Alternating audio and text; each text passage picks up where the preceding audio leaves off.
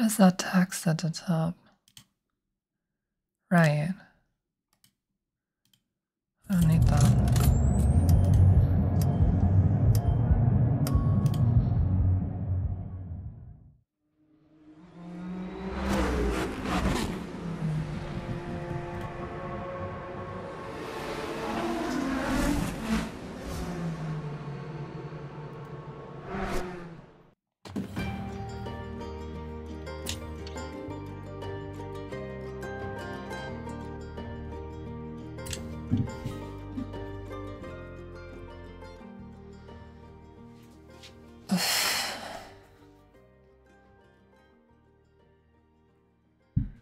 Kind of wanted to wear my gray hoodie or jacket hoodie, but it's really thick. And I feel self-conscious about my shoulders. And I don't want to feel self-conscious about my shoulders, so I'm wearing something else. This cardigan is actually not black, or a shade of black or gray. But it's actually something to do. That's good.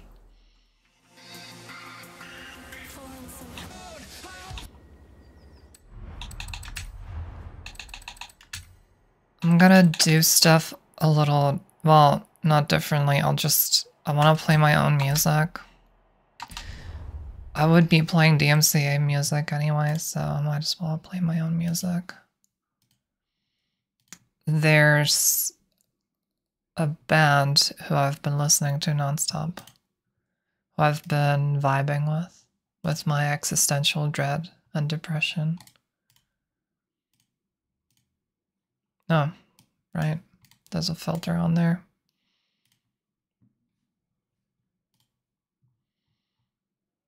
Hello, and welcome to the rest of your life. Before we begin this short journey, please sit back, relax, and remember, enjoy yourselves. The quieter the better, because then it can't get caught by the system, but I also would like to be able to hear it.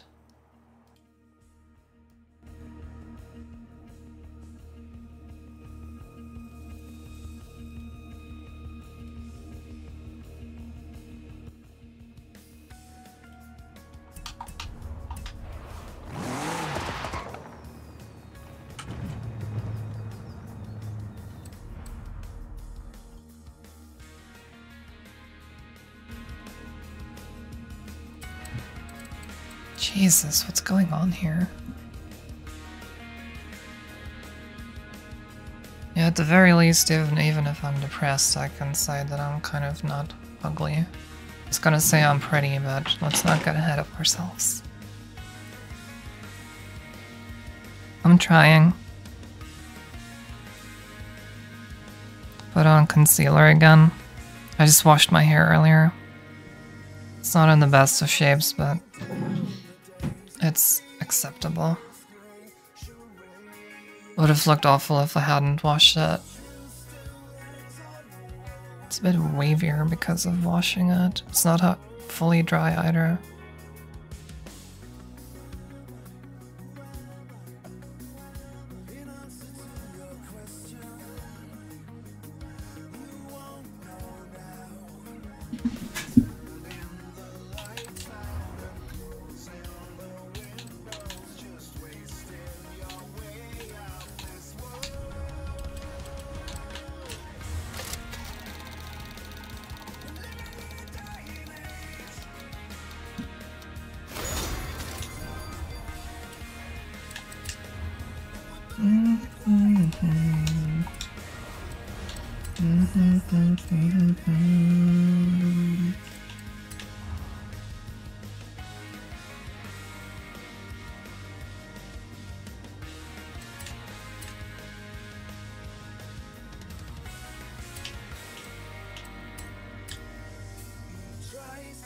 Might switch to another game later. Don't really know what I want to do. I was gonna do the Psychiatrist game again. The one that I played last time on stream. You know, the like surreal horror game where you explore people's mental illnesses. But I thought maybe it's better if I did something simpler and more brain dead. So I'll play it later. It might be a bit of a whiplash in terms of mood, but oh well.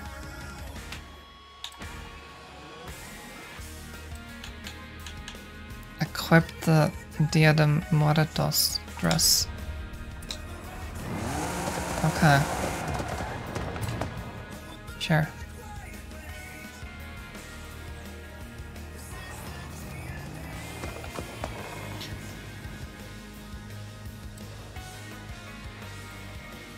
This one strand of hair here is driving me insane.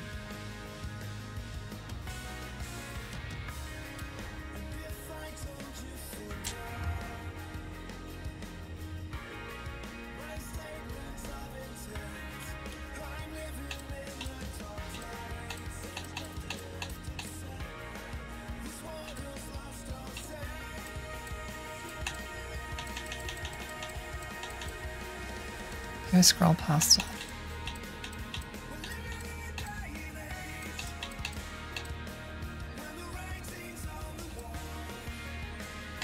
Did I not pick it up because I left the menu?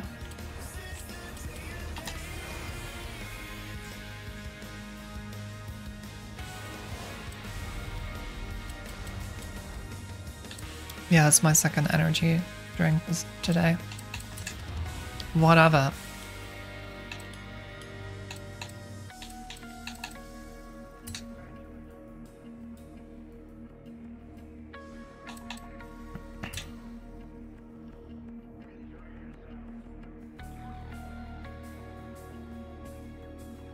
Looking for my hair clip.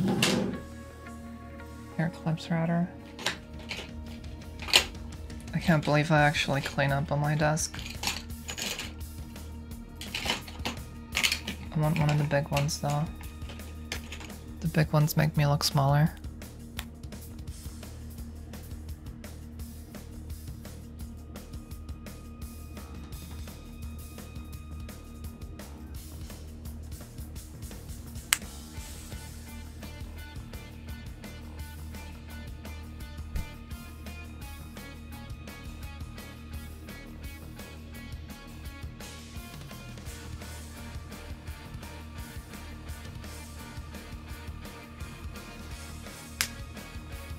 Sorry if that's loud. I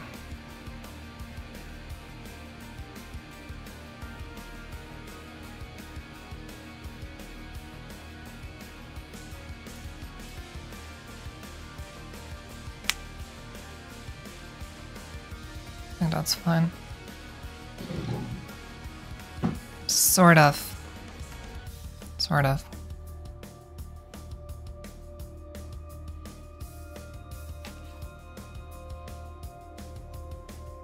So I did get a dress, but I have yet to find it. I feel like my choker could choke me a little harder, honestly. Yeah, I mean it. You heard what I said.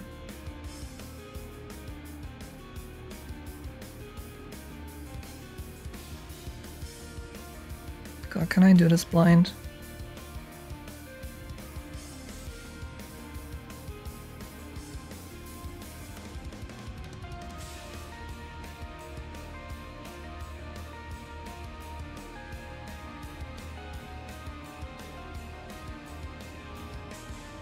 I think I did it. Yeah, it's tighter. Good. Okay, and that strand of hair came loose again. God damn it.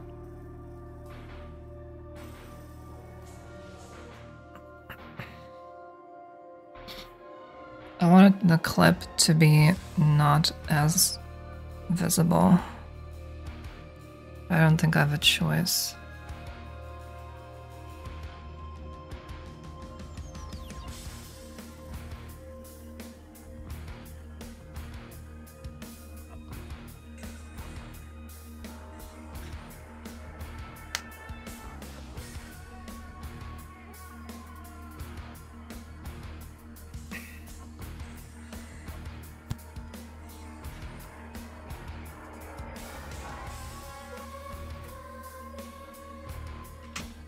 am I actually looking? Not great with the club.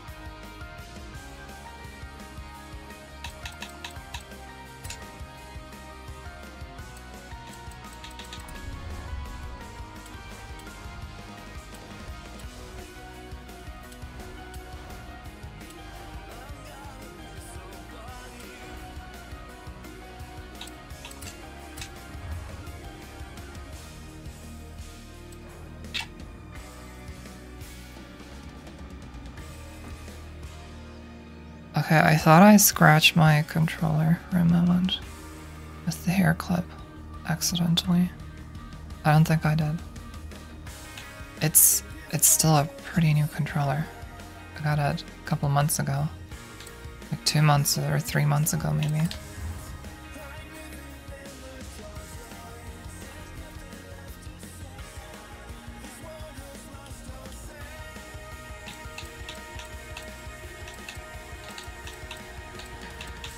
Dia de Muertos dress.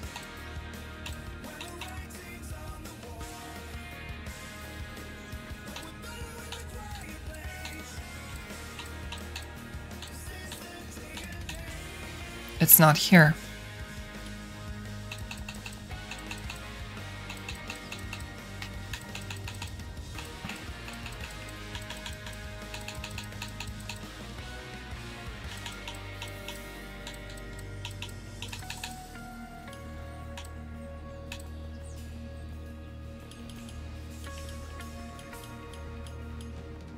Outfit?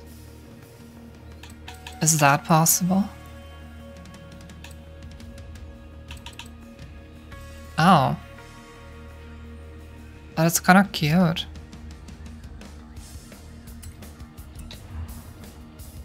Sure.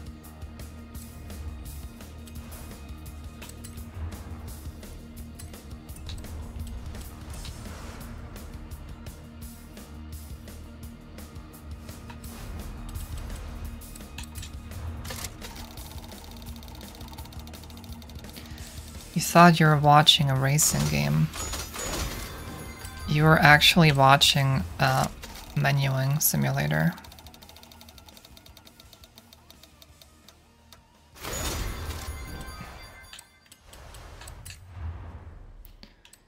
Right. 2017 Vol 05RR.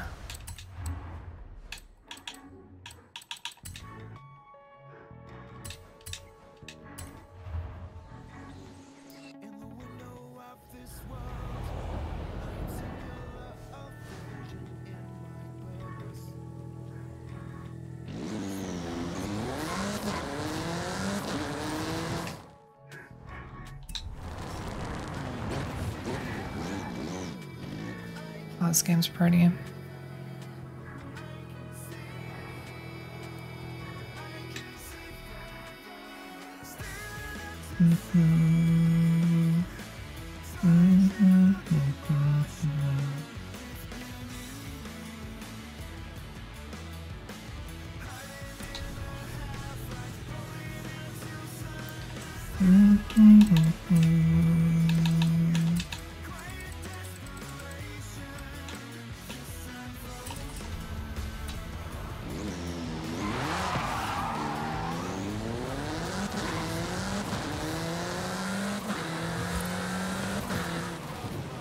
This thing is terrifying.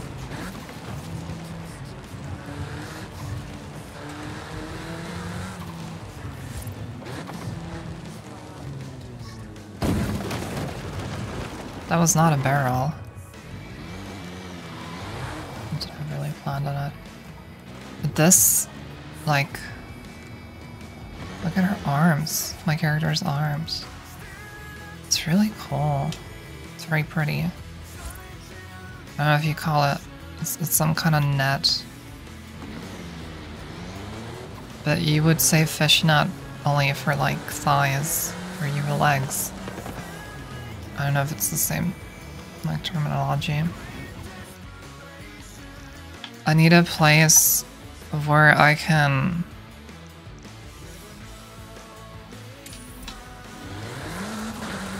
do barrel rolls.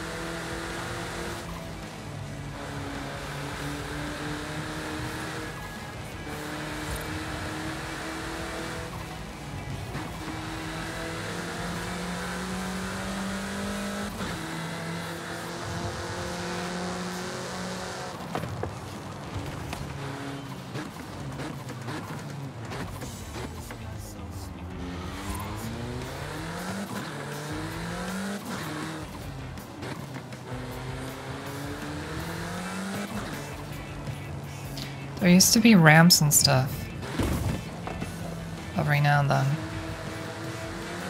But it's not the season at the moment, I guess.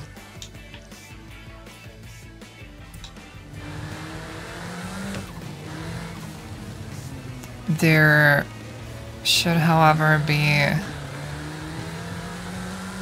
There was a ramp somewhere around the stadium.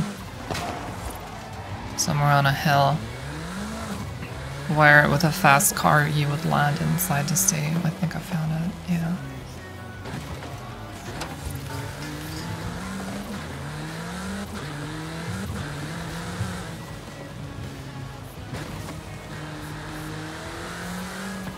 I don't want to do that though.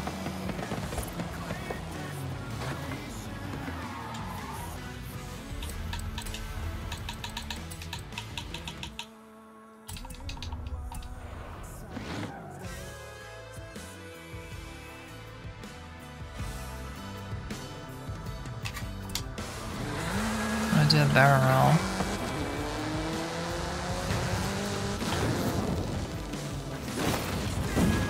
Oops.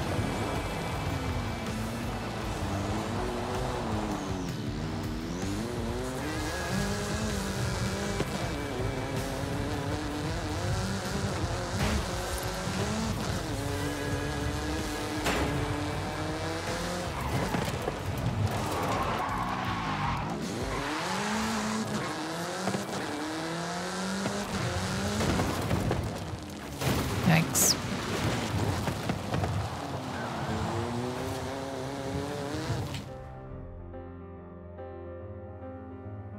What do you mean?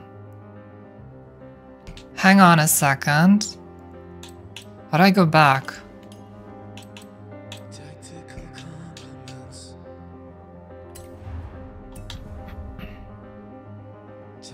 I didn't do 2 barrels yet. Okay, well. Won a road race. Sure. Yeah, whatever.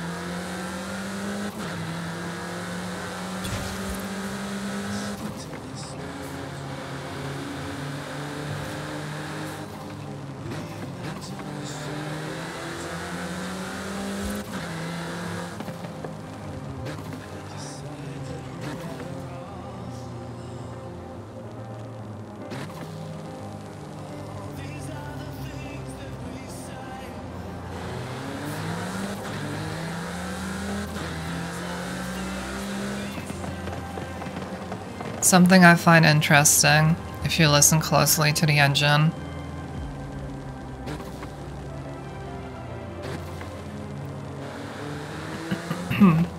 I think, what do you call it? Your character automatically punches the throttle. Or, no, it kicks on, shifting down.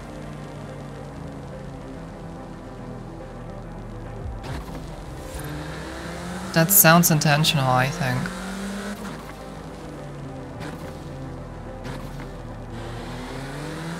Yeah, my character automatically kicks the throttle on downshifting. There's a lot of different terms for referring to that. I think one term is throttle blip. You blip the throttle when you shift down because you're trying to match the revs. When you switch from one gear to another, it can upset the car. And so, especially when you're approaching a corner, you don't want to upset the car unnecessarily. If you're already on the limit, you don't want to like spin out or something. So what you normally do with a manual car is you kick the throttle every time. Not just randomly, but like, if you know the car well enough, you will kick the throttle in a way that the revs will match your speed, your current speed, so that when you shift from a higher gear to a lower gear, the engine will not like break the car randomly. It's not so much used anymore these days because in modern big racing like the WEC and Formula 1, you have automatic shifters, semi-automatic shifters. You press the pedal on the steering wheel and it will shift. It will automatically rev match as far as I know. But with a classic manual car, pretty much up until the 90s. Yeah, 90s is when paddle shifters in the F1 became commonplace, I think. Maybe even end of the 80s. Other disciplines are a different matter. In the 90s, I think you did still have manual cars. Not really. I don't think even end of the 90s you definitely had semi-automatic shifters in cars participating in the 24 Hours of Le Mans, for instance. So the World Endurance Championship. But before that, like 80s, 70s, you would have to manually match the revs with the throttle and downshifting. Depends on the car, but yeah. It still applies these days if you're driving any manual car, of which in professional racing, very rare that you do that. But if we're taking cars like these, all of these are manuals, conventional.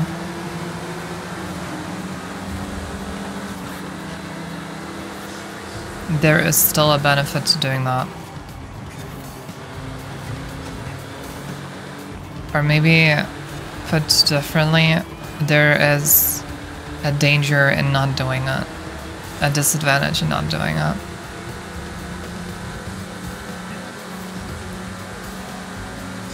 If you're driving a car to its limit, then the smallest imperfections, the road surface, drastic steering wheel movements, and yeah, also braking and the engine brake, that could make you spin out. And so if you don't rev match, if you don't blip the throttle, there's a good chance that the engine will just slow down part of the car and you will lose control.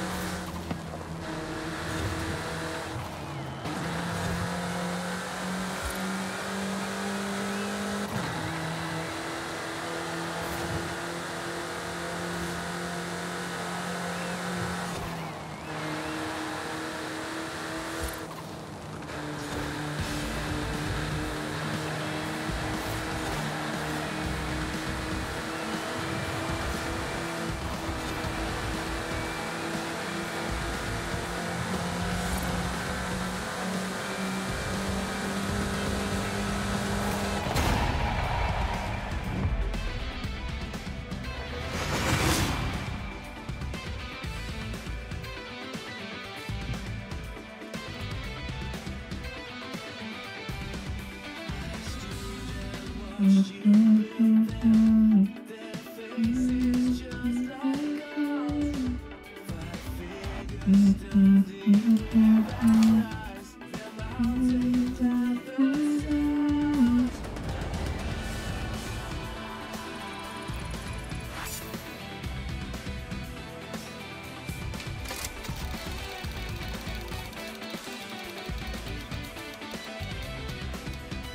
I own that already? Yeah, I do.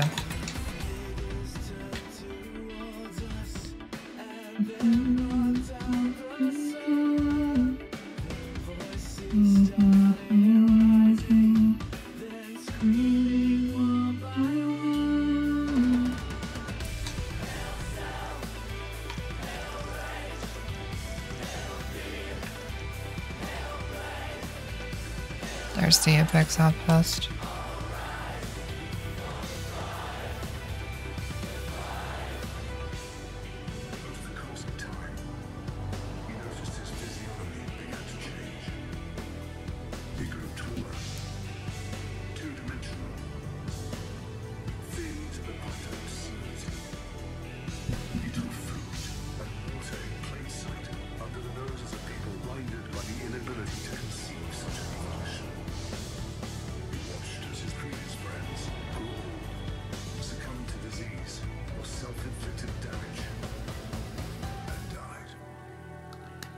Let's not overdo it.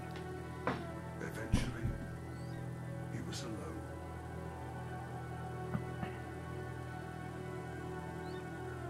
Now, I like how the back of my hair looks. It's supposed to go back, not to the side.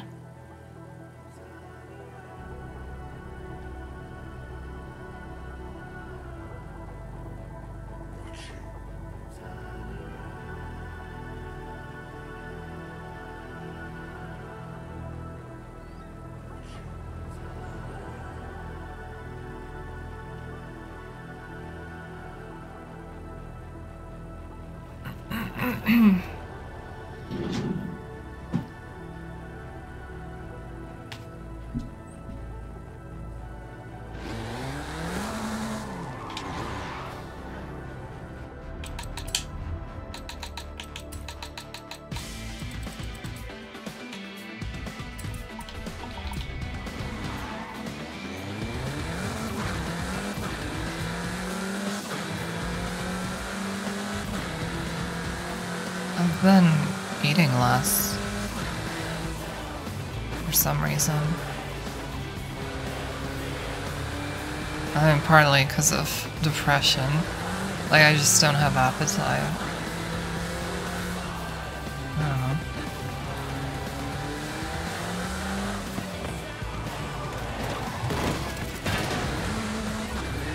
Bonk.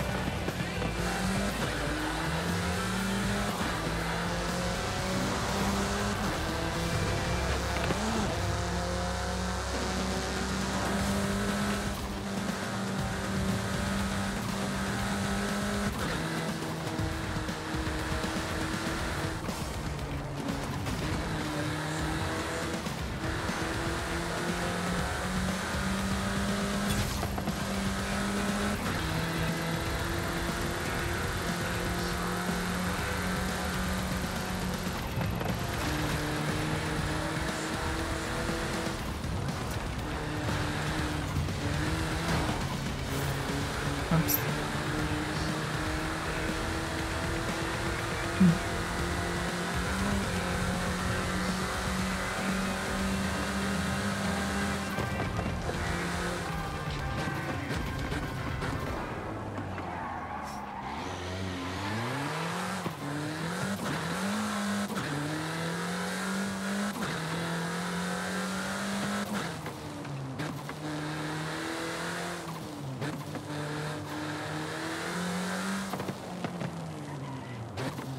Briefly taking a look at the untranslated version of the manga that I've been reading.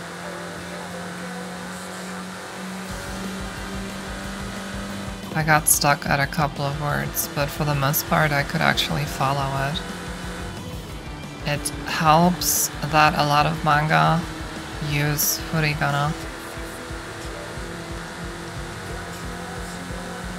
Because I'll often know the word, but not necessarily how it looks when it's written in kanji.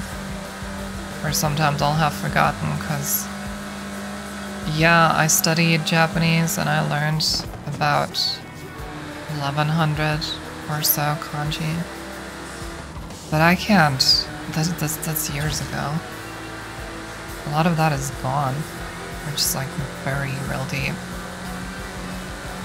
And it also helps because furigana means I can search for the reading and find out what the kanjis are that way.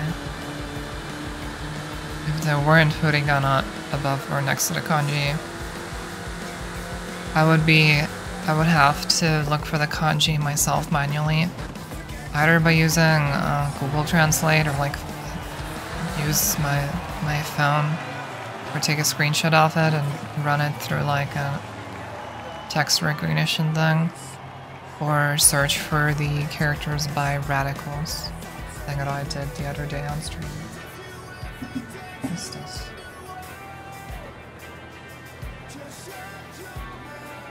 What? What do you mean Android system intelligence? Always has my location in the background. I don't even know what that is.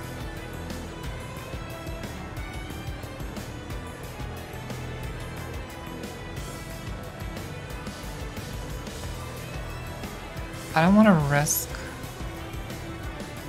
not being able to find my phone if I ever lose it. Because the app has no permission to... Well, I use Samsung Find My Phone, so I feel like that would be a different app anyway that would need the permission. But I don't know. If it says Android, I didn't install it, but this is a fresh OS.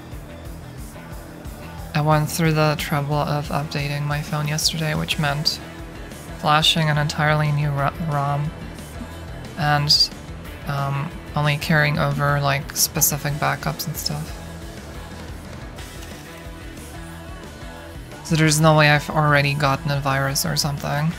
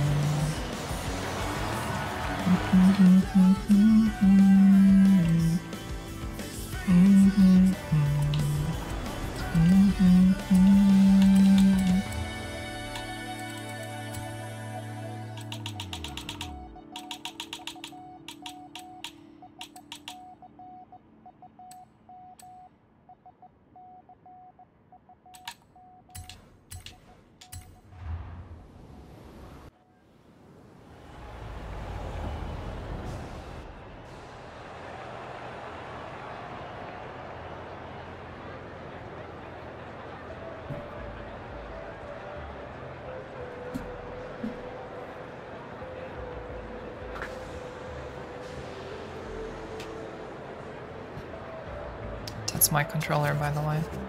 It's a very pretty color. It's a brand new controller. It's the one that probably ships with an Xbox that you buy these days.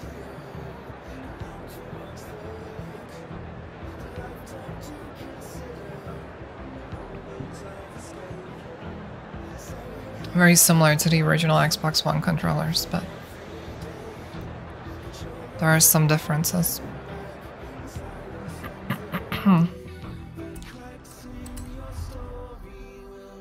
Just take a photo of it. That's easy enough.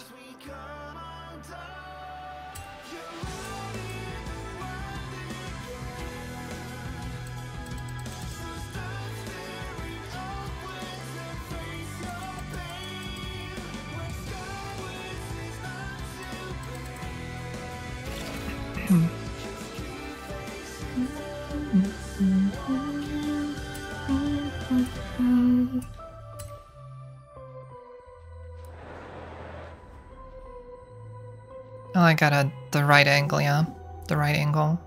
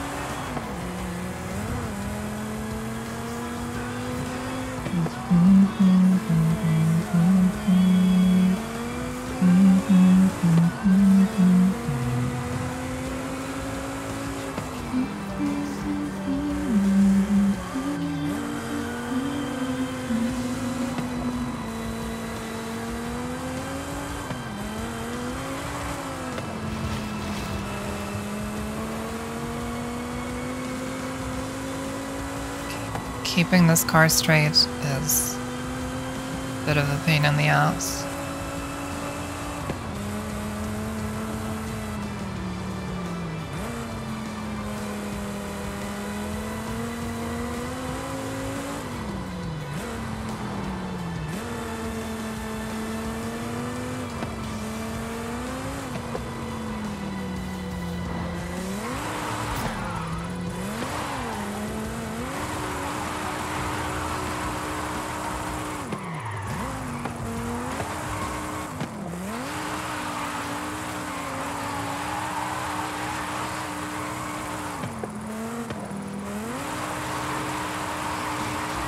That's good.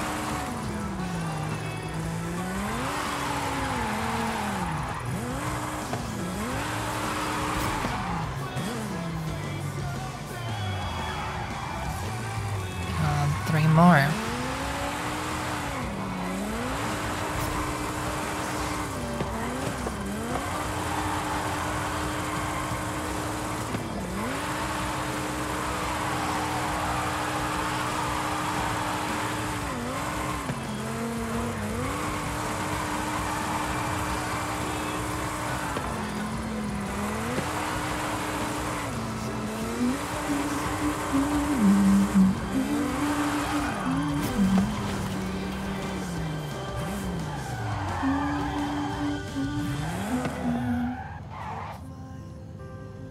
It's not it.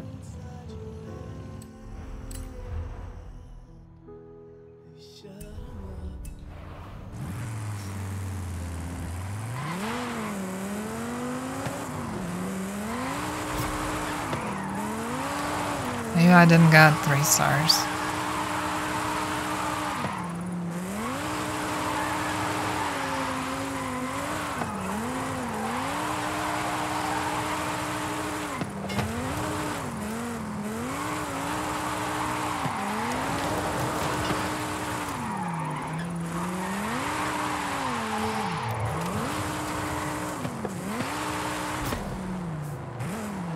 Maybe now.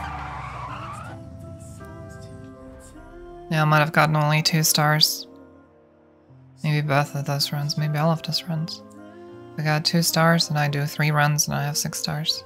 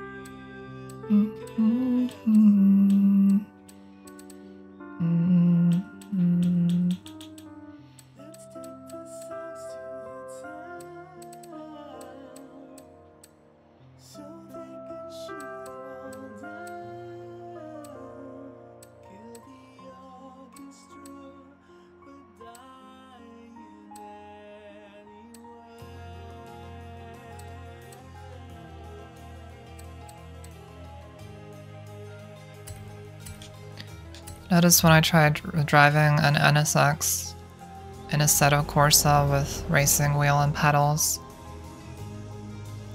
thing is a bitch to drive. It's a mid-engine, so the rear is so fragile. You lose it even if you downshift and don't blip well enough. And blipping alone is already pretty annoying to do. Because, you know, when you have three pedals in a manual car, but you have fewer feet than there are pedals. And when you're like, you know, in real life when you're driving on a road, if you're not racing, that's fine. But in a race car with 3 pedals, that means you have to do something that's called heel and toe, where, say you're approaching a corner, you need to brake and you need to downshift. It means you have to press the braking pedal, you have to use the clutch so that you can shift, and on top of that, if you don't want your car like an NSX to lose control and spin out, you have to blip the throttle. So you have to use all 3 pedals at the same time. And so the idea is that you're using your right heel on the braking pedal, you're using your toe on the gas pedal to blip, and you're using your left foot for clutch.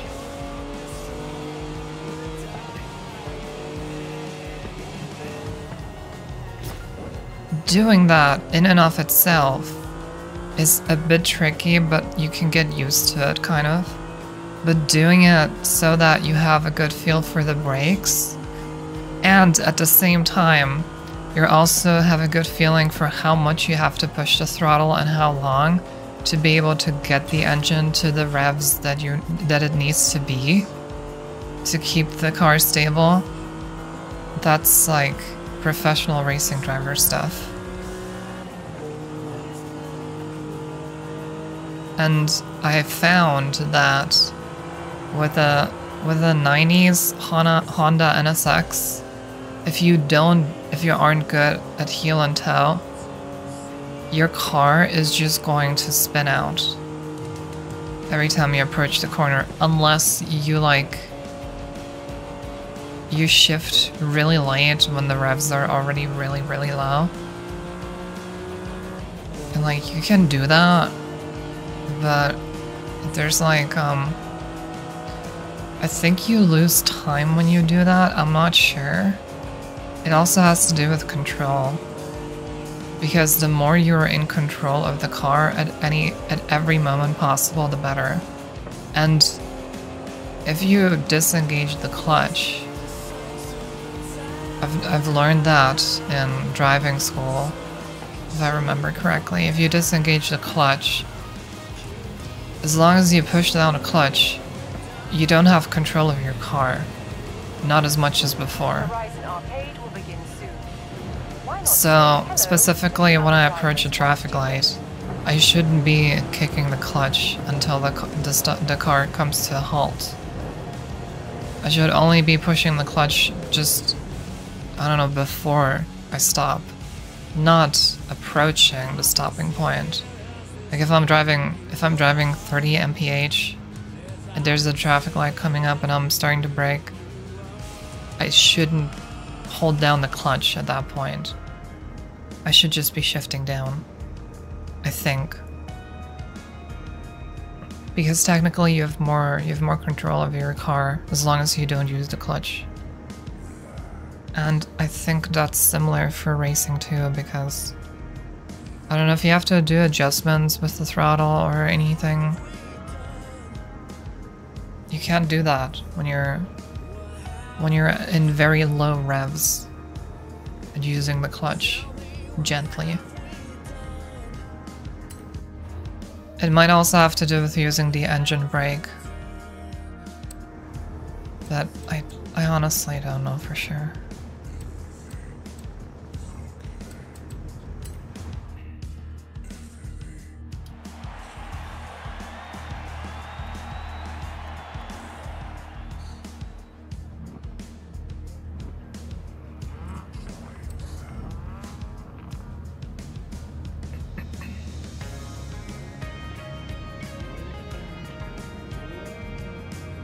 think you do the same thing on a racing motorbike, by the way.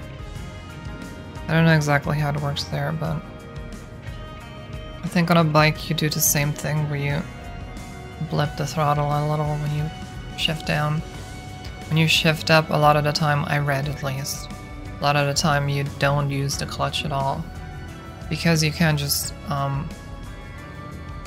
gently push the gear lever up and it will move when the revs are right. You can technically do that with a car, but it's not really recommended because the gearboxes that are commonly found in cars are not made for it. But what I read is that motorcycles tend to have straight cut gears, so they're less sensitive to that kind of stuff. So when the revs of the engine and the speed, rather the revs, if the revs are right, it will be easy to just move the gear lever and switch to the next gear because they'll match. The revs will like match and the gears can easily engage. If you try to force it while the revs aren't in the right range, then that could probably do damage. But that's for shifting up. I don't think you do that when you're shifting down.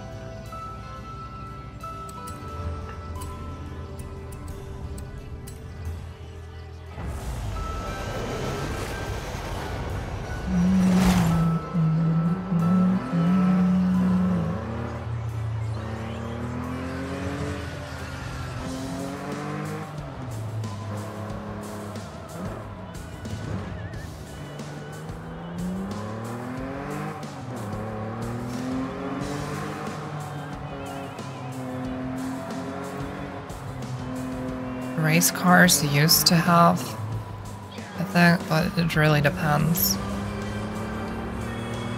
I tried to learn about this because I wanted to know what would be realistic, how to shift with my racing wheel and pedals.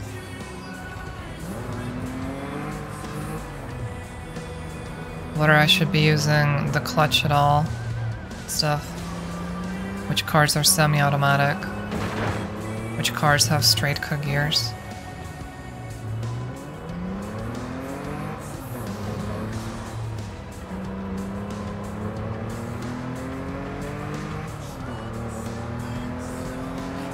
No good answers. Generally, racing cars in the past would often have straight cut gears, so you could drive them without a clutch. You just force in the gear that you need. There is a clutch, but it's only used for starting from a complete stop.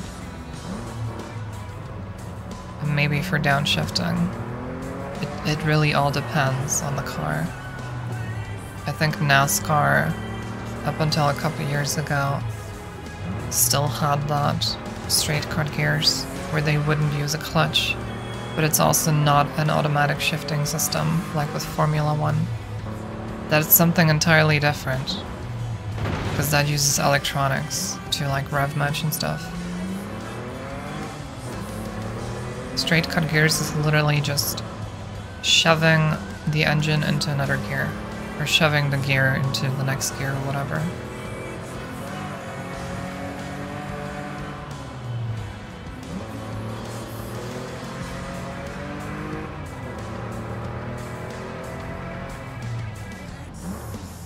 Can't make that turn.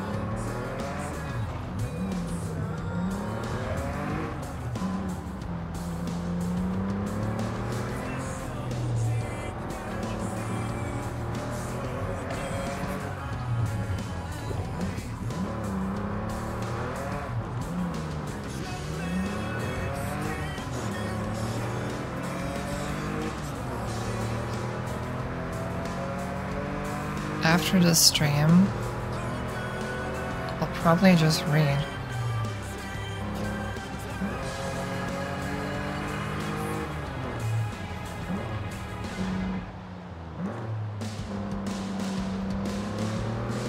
Things are very unusual for me at the moment.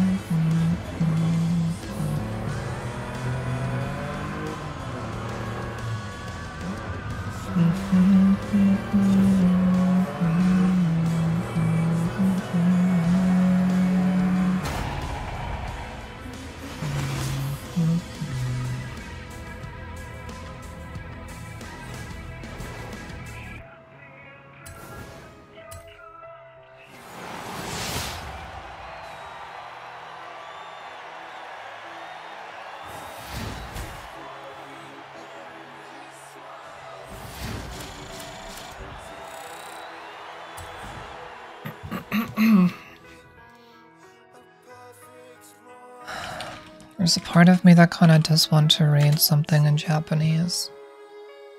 Like a manga. Manga would probably be best because there's a lot of pictures. In essence, Just never free. look up stuff that I don't understand.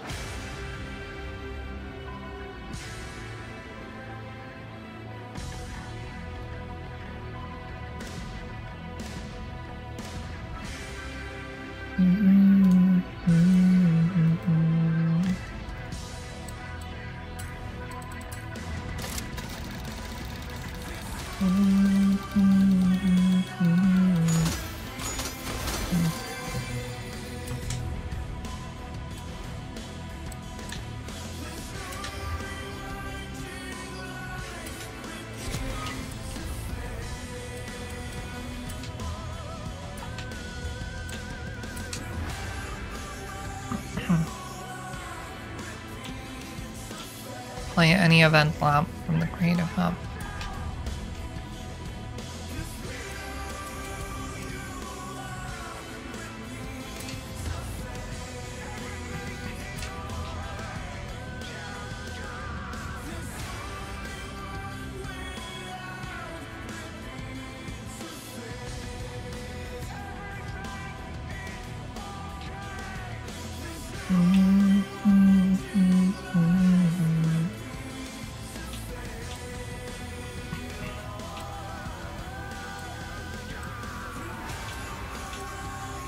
So how does look cool?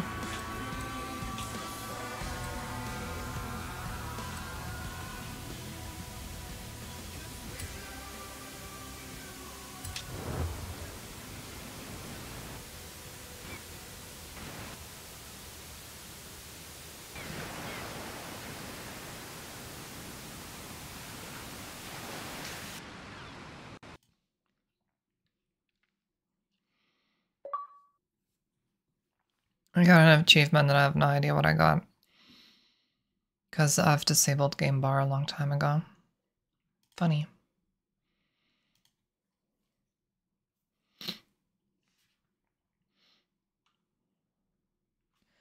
I don't know what to listen to anymore.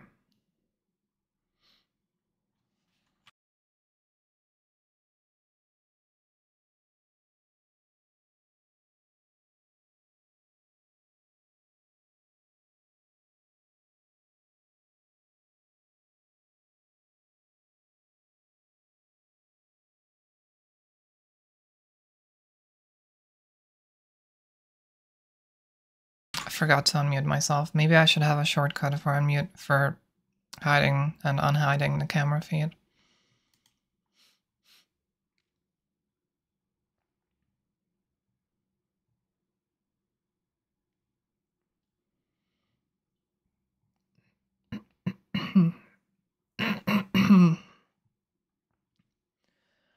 I made a playlist for Final Fantasy.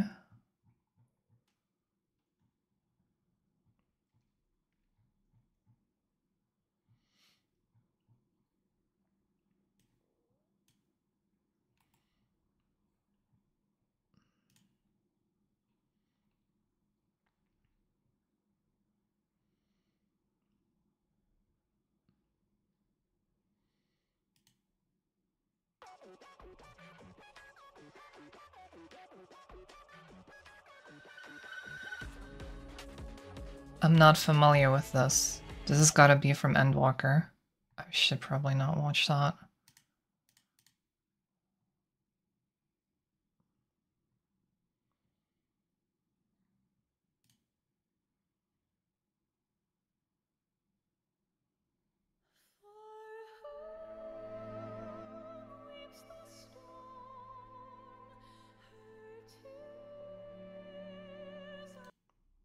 start with that.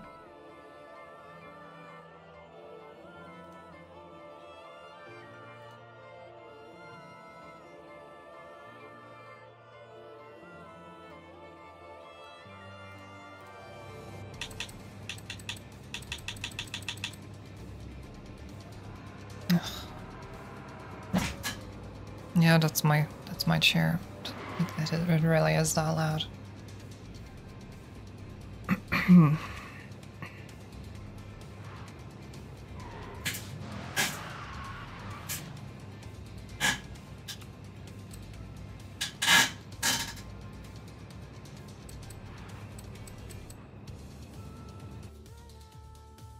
This is too quiet.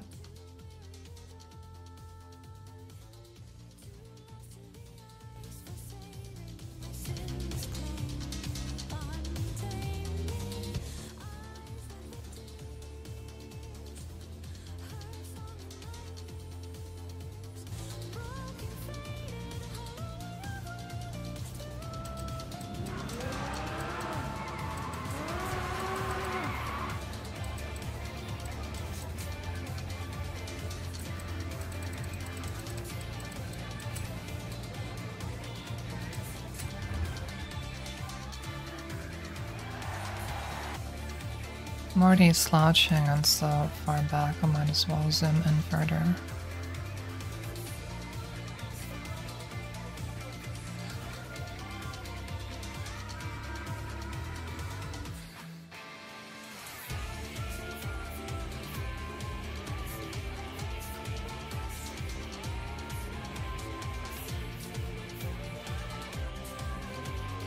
What?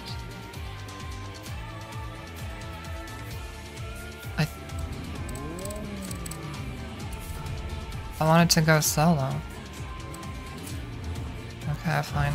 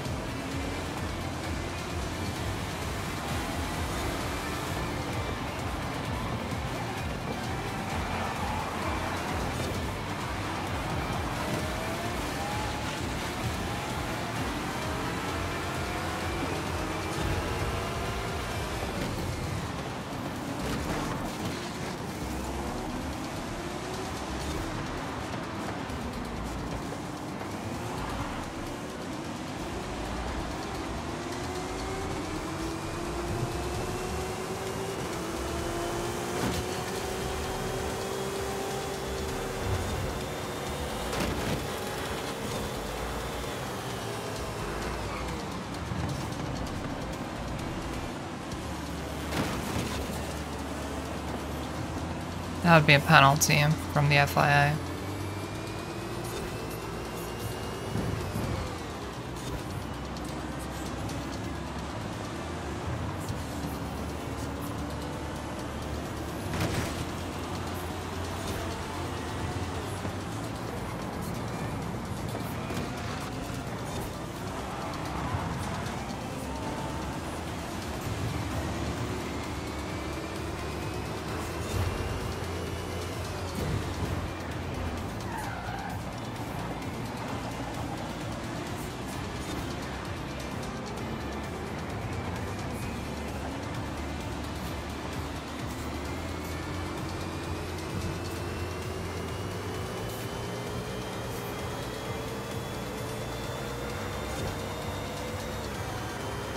But okay.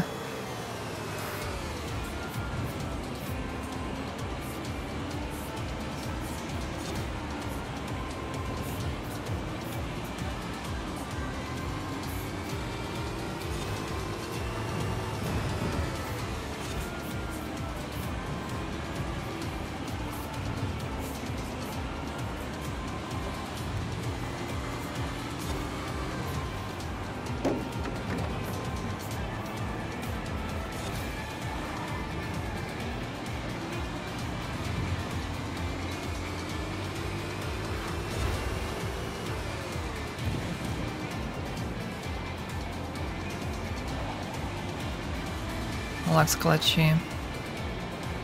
A little.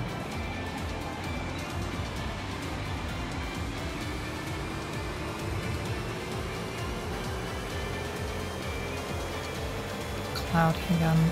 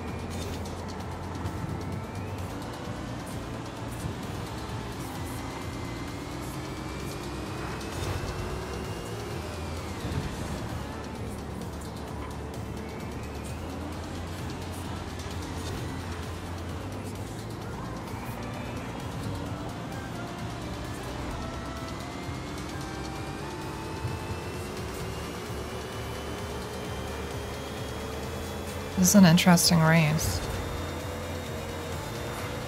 I normally do not use this car for races.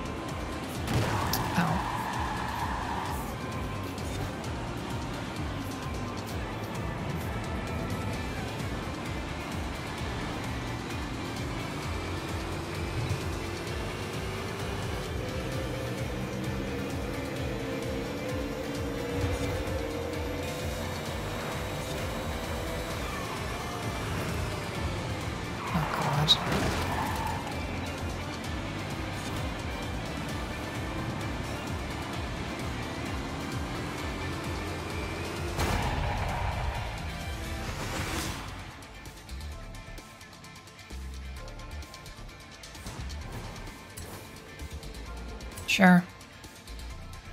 That's a nice track.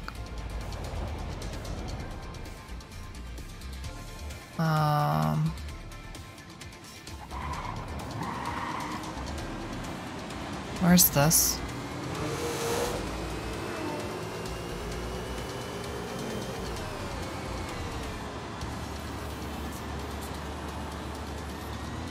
Where are we?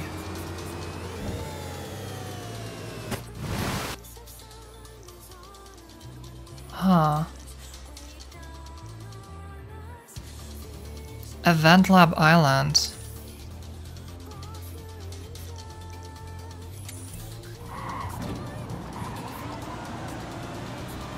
It's almost like the other side.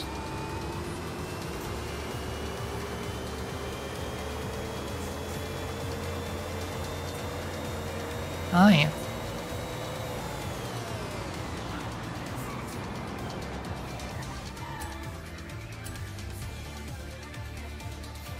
We've been isekai'd. And now we're going to be sekai'd.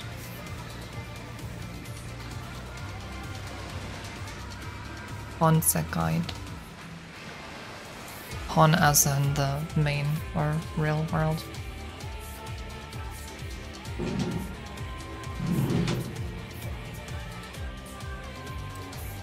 Welcome back, Twinkle Toes. Oh. I think the way you spelled it makes sense phonetically, but I don't think you actually spell it like that in real life.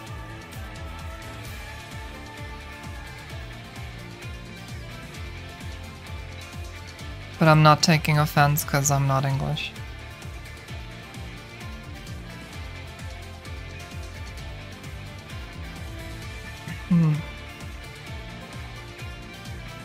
Yeah, I heard bad things about City Skylines too. Like the performance. I have no stake in that. Partly because I'm vegetarian, but also because I don't play that game serious.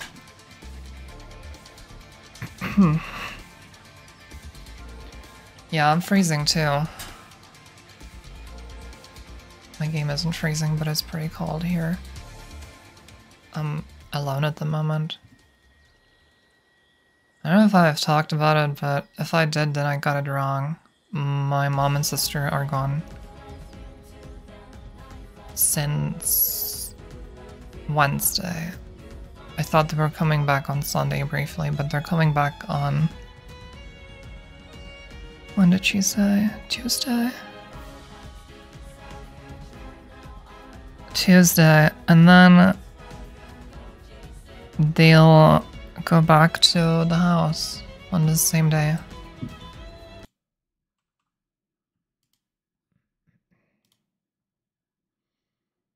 Can we shuffle this?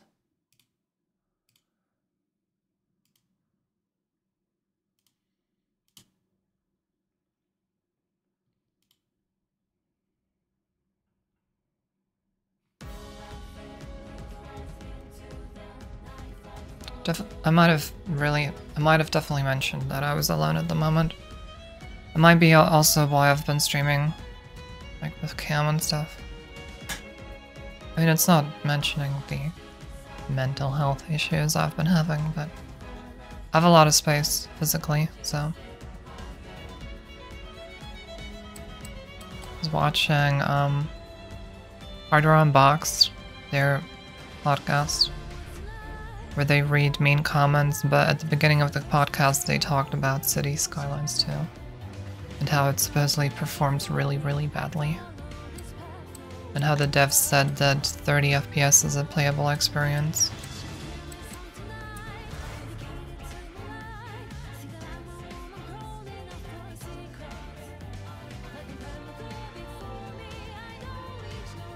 This is not Shiva. Very weird. What's the most interesting aspect about the game, huh?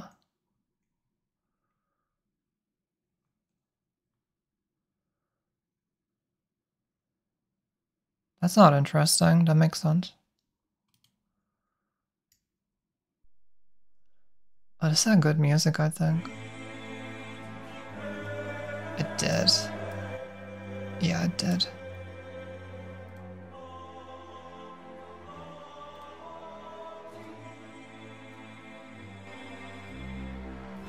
One of the last Heavensward trials. Nowadays, or ever since Stormblood came out, that trial is, how to say it, non-threatening as fuck. Nobody ever dies there and everyone's way too overpowered.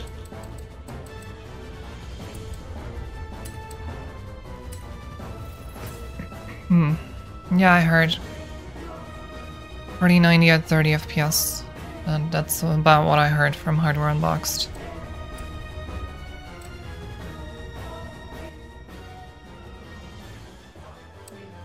Stormblood is a Final Fantasy XIV expansion. So there's the base game, which is called A Realm Reborn, which people abbreviate to ARR.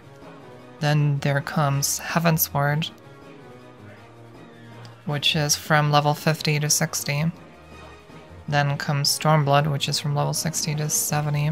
Then there comes Shadowbringers. After which I started playing the game. I started playing the game way after Shadowbringers came out. Like a couple of months after it came out. Then comes Endwalker. It's been like over a year since that came out. And they've announced the name of the next expansion. And I forgot what that was already. I was thinking I might go back to the game when that comes out. Heavensward was like 2014, 2015. Stormblood was about 2017. Shadowbringers was 2019, 2020. Endwalker was like last year.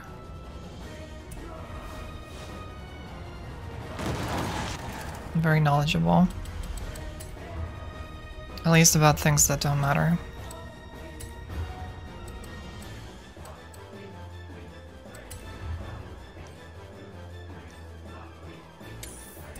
But yeah, this song is from one of the final trials of Heavensward. They alter... Well, they don't alter the previous worlds. Expansions are... Maybe there'll be a new NPC or an existing NPC gets new dialogue or something. But Heavensward didn't change anything about ARR really. It just meant that there was a new map called Ishgard, which is next to... Oh shit, Kurthus? Where was Kurthus? One of the next to the areas that you've already had in the base games. Then Stormblood was another couple of new areas, really far away, like the east. Then Shadowbringers was a multiverse thing, where you'd get new areas that were loosely based, but like inverted in a way, on the existing ARR areas. And then Endwalker, I have no idea, but I presume that that's the same thing, just like new areas and maybe a couple of different NPCs or whatever in the base game. But yeah, that's basically expansions. Yeah, the premise of Shadowbringers was that the player and his entourage get isekai'd into a different version of their world. And I don't know if it was a different planet or a different universe or like a parallel universe, but it's like the original world is called the Source. And then there were a couple of more worlds that were sort of parallel, but separate from each other. And so the player and his buddies get trapped there, sort of.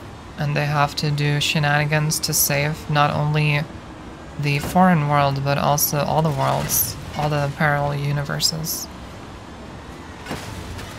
This was 2019 though. So as far as isekais go, at the time I'm not sure I would have used the word isekai. It was a little bit less popular at the time. I really liked Shadowbringers.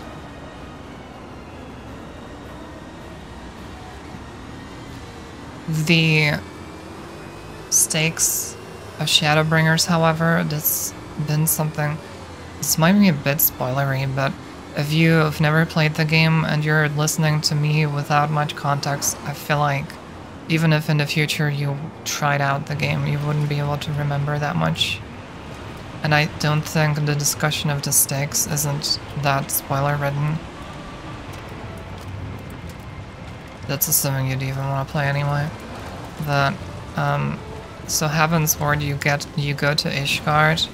You basically try to save Ishgard and its surrounding areas. Stormblood, you go to the Stormblood areas and try to save them, but those are all just like different continents on the same planet.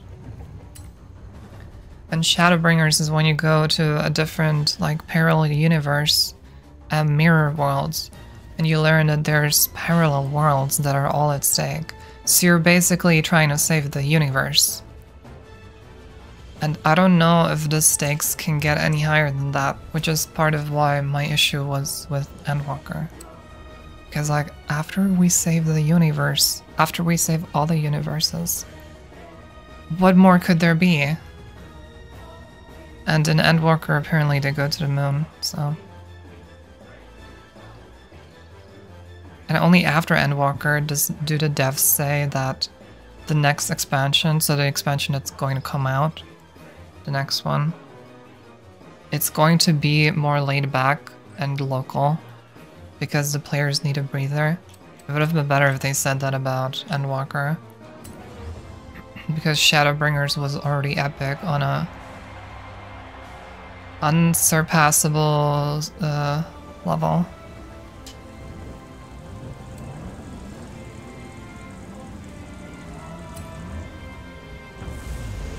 Where's that tree come from? What?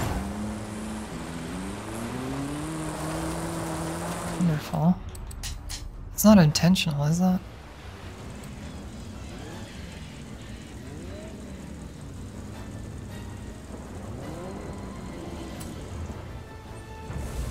No, it's gone.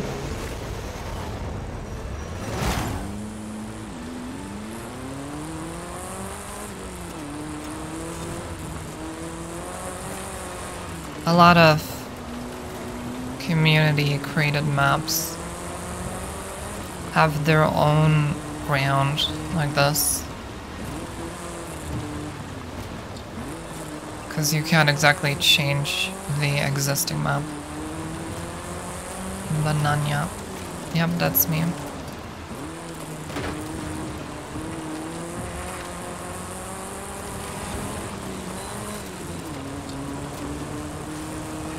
Also known as anaphylactic shock.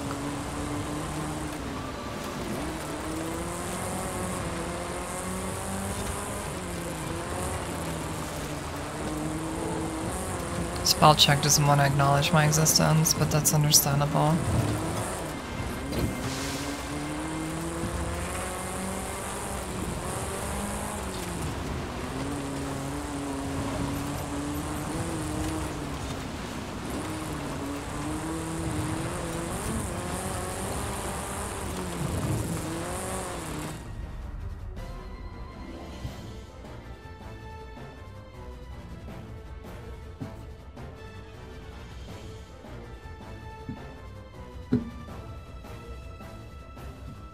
I'm getting another energy drink.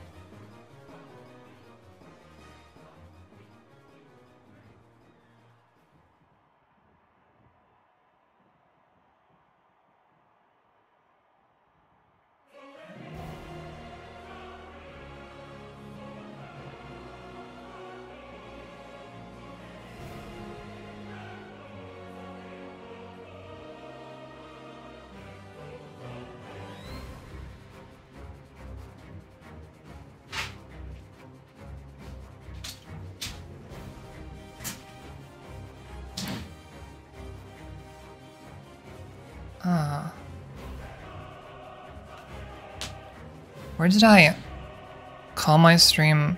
Where did I title my stream Banana? Have I eaten a banana on stream though? I don't remember. I don't remember ever eating a banana on stream. I mean, I generally don't eat on stream because it feels uncomfortable. It messes with my voice a little. Not just a little. And, I got a little very OCD about food stuck between my teeth. So, normally, it depends on what I'm eating. But a lot of the time after a lunch or dinner, I end up just using a toothpick for half an hour. And then probably a lot of the time also tooth floss. I can't do that on stream. I do it sometimes, like last stream I did it. I was eating a granola bar. And then I took care of my teeth real fast. Off camera. But I don't like doing that.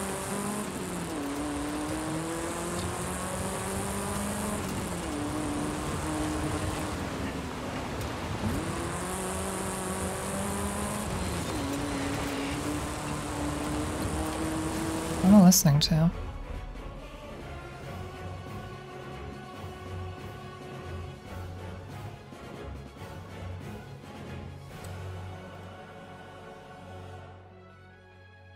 End caller. Wait, that's spoilers. I think. Companion server. Oh no, it's freezing my app.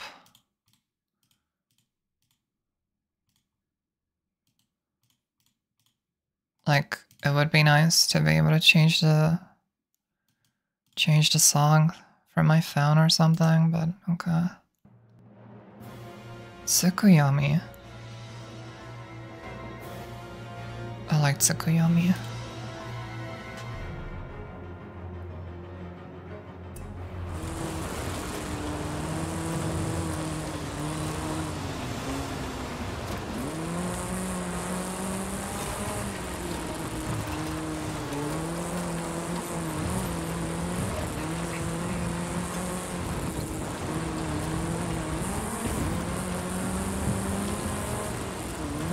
The light novel, I ordered a light novel from Amazon. It should arrive tomorrow. Probably in the evening. And at least on our German Amazon website, it's listed under LGBTQ+, which is kinda nice. There's always like a question of the demographic, because obviously lesbian shows and stories appeal to hetero guys, but then the fact that they're queer also has a huge appeal to LGBT people.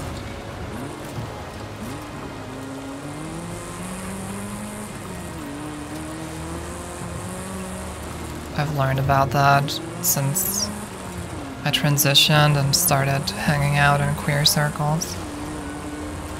And generally in most media, mainstream media, we're so starved for representation that we cling on to that.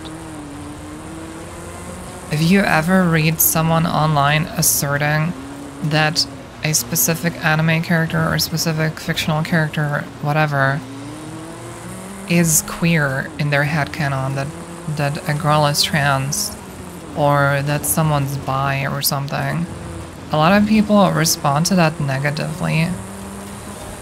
But the reason is that we're just so starved for representation and being able to relate to characters that it's really cool when a character seems like they might be queer.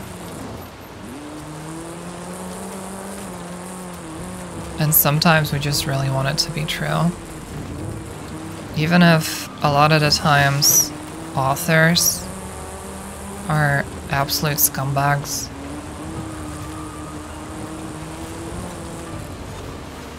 You can make an argument for a lot of characters being queer or like non-binary or trans in anime, even if the author explicitly specified otherwise.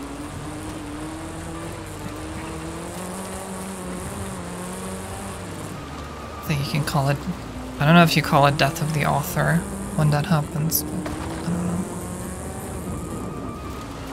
Specifically in anime, there's a lot of cases of feminine male characters that could totally be read as trans.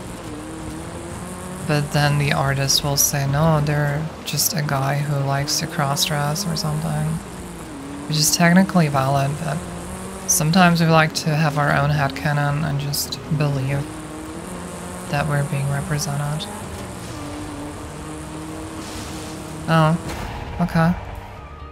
Well, then it's probably not death of the author.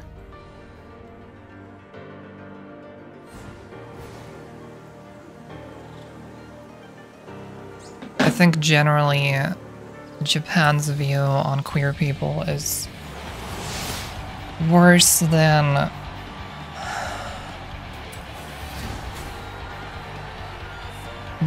Austria. I don't know what I want to say about America. It depends on the state and city. plenty of places in America where I'd also say generally the mainstream is much more queer friendly than Japan. There's a lot of aspects of looking at it, but if I think very broadly about the people as a whole and how they feel towards queer people, I feel like Japan is behind other first world countries. If we look at the law specifically, then they're very behind because they still require trans women to be sterilized forever if they want to transition. There's been a couple of news because recently someone has challenged the Supreme Court in Japan to let them transition or let them legally transition before they get their surgery. So I've seen a lot of news stories about it. If you're a transgender woman in Japan, you have to not have children that are underage. You must not be married. You must be sterilized, which means that you have to have the operation. And only then are you allowed to change your gender marker in your passport and legal documents. In Austria, that's different because, well, I don't know when it was, but I think in the 2000s, up until the 2000s, it was somewhat similar. You had to have the operation before you were allowed to change your legal gender. But these days, you need to have, it's its own big process, but you don't have to have the operation anymore. You need a therapist's note, a psychologist's note, and a psychiatrist's note. I don't know if hormones are required. I don't even think they are, but typically you would be going on hormones. But keep in mind that sterilization is a huge step. Just along the fact that the state of Japan is, you know, invading people's literal intimate zones, their fucking bodies, specifying what they're allowed to do with their bodies, or in a way forcing them to make irreversible changes to their bodies that they may or may not be happy with. The problem as well is that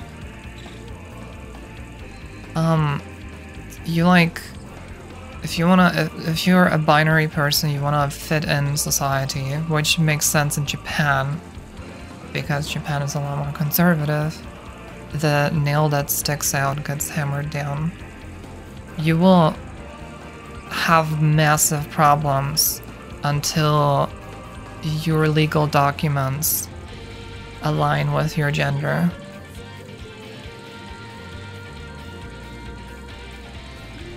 Because you might be applying to a job and nobody will refer to you correctly, or everyone will constantly be confused or whatever, because your legal documents just say something entirely else from how you're appearing. And the operation is a very difficult and long thing. Not necessarily the operation itself, that's a procedure that takes like 6 hours. But like prepping for it, planning it, having an appointment, recovering from it, that is all a matter of like a year or two. Probably like 2 years, unless you're rushing. Costly? I don't know. In Austria, there are guidelines, and if you follow the guidelines, then insurance will cover the operation. I don't know what it's like in Japan.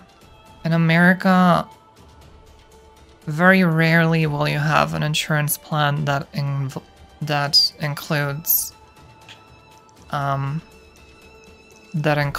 the operation. So you do have to pay it out of your own bank account. It's possible that Japan does that too, like we do it in Austria. I just don't know though. Kind of generous, yeah. I mean, it's a difficult surgery too. As I said. I think it's a 6-hour, 8-hour surgery, something along those lines. Because you have to shape the genitals. You have to cut them up, you have to invert them, you remove the testicles. You stitch it so that it creates an inverted hole. And that all takes a long time for surgeons. And then after that you have to maintain it for a long time so the hole doesn't close up. Before the surgery you have to have laser hair treatment because since like the skin, your skin will be like inverted partly and it'll be used to create the hole.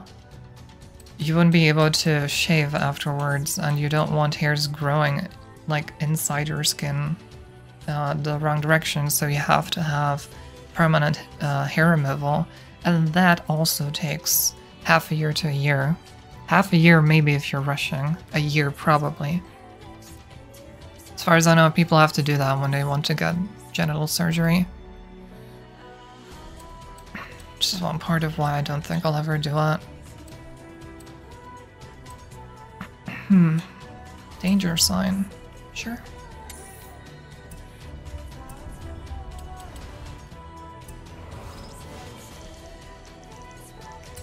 Yeah, right. That was like an example for the law being not very queer friendly in Japan.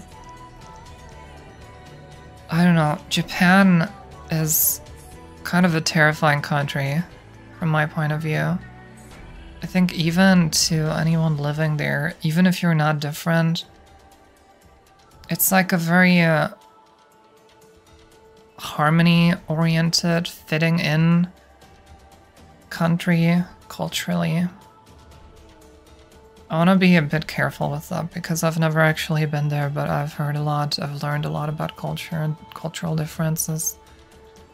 If you're different in any way, even if it's just about tattoos or something, people react more drastically there than they would in Austria, or at least in Vienna, generally. For instance. In America, it depends because some parts of America are really fucked up. Like, really rural areas.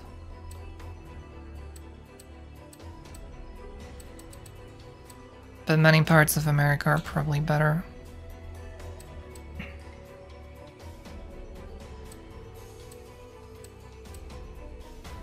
Something that's about 800. Do I not have more Toyotas?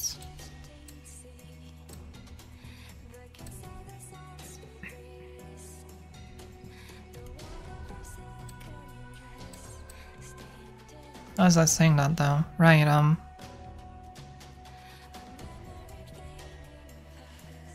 don't really know for sure. I just got the general vibe that Japan is not as accepting or progressive when it comes to queer stuff. In American TV, if we say Grey's Anatomy for instance, Grey's Anatomy has had a rocky start in the 2000s. But later on, like the last it's 2023 now. Ever since, I would say, the mid-2010s, they have had a bunch of queer characters. They had a lesbian couple for a long time. They've had homosexual, a gay man couple for a while. They have had a permanent character who's a trans man for a while, but not for long, like one or two seasons. And they've had guest characters that are openly transgender and I believe played by actual trans women, which is pretty cool. And they're a lot more sensitive when it comes to what they say about those groups of people.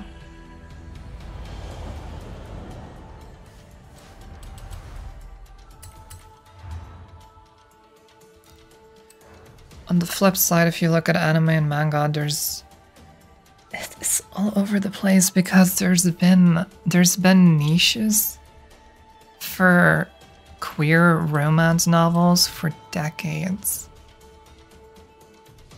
A lot of them haven't aged well, but they exist. And on the other side, which is more mainstream common, you have stuff like the trap archetype, like cross-dressing being commonly used as jokes, but their like identities aren't really. Anime don't really talk about people's gender identities that much.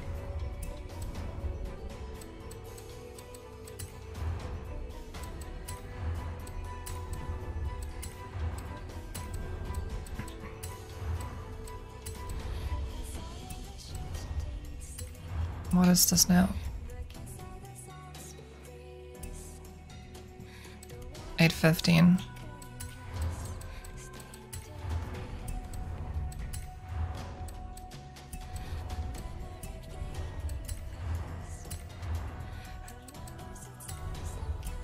Should work.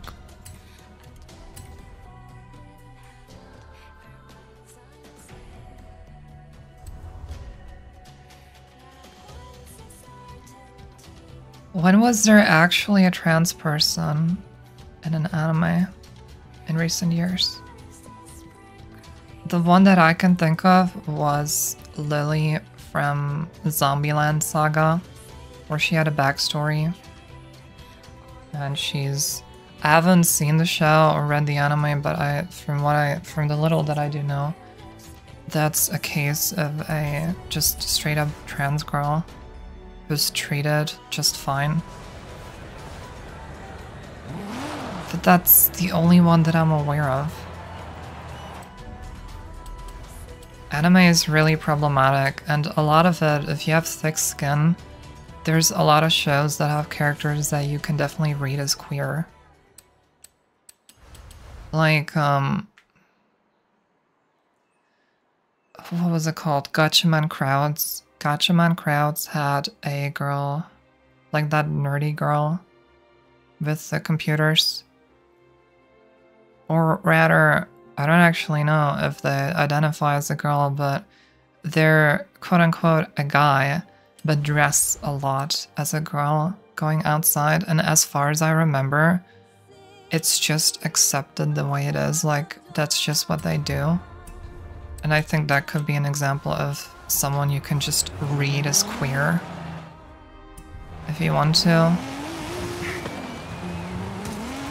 But then the fandom might say a completely different thing, and the author might say a completely different thing too.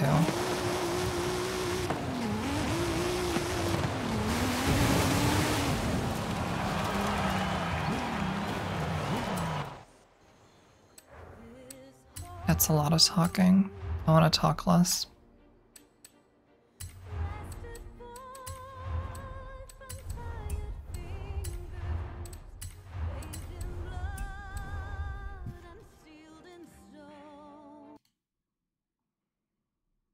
Omega, Alexander,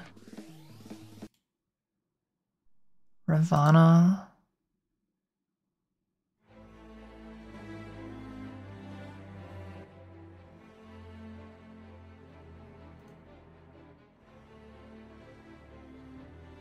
I think that's one that I like.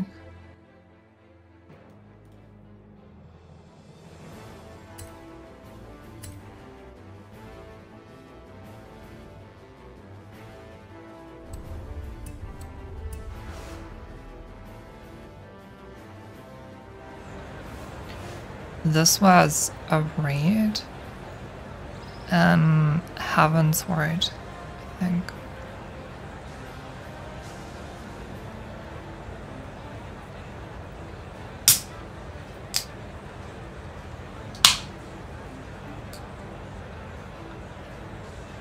Gonna drug up my body.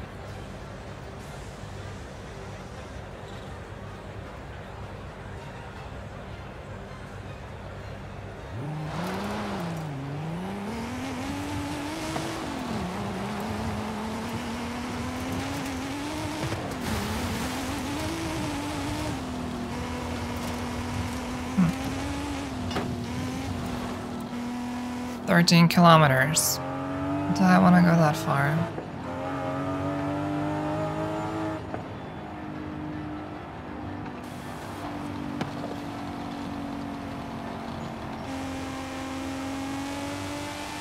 Well, it's a distinctive look. The middle two are for braking. Since the outer ones look orange, I assume that they're exclusively for blinking, and then the middle ones are for reversing.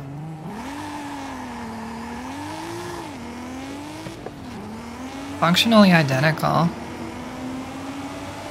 to other cars.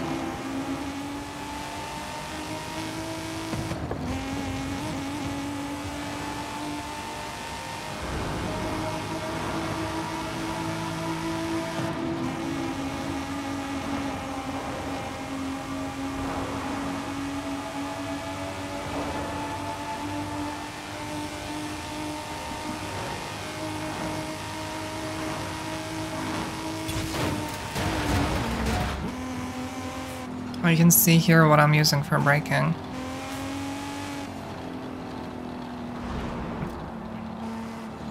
And now that I'm inside a tunnel, the braking lights come on because of the darkness. So those are for braking and for like static light at night.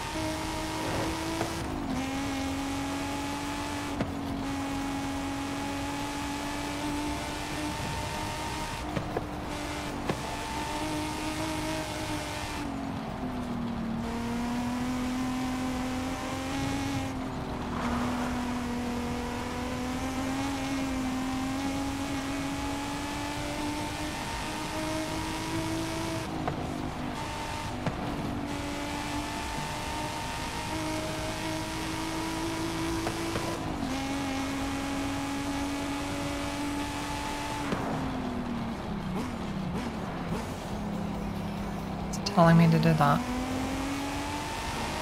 Strange.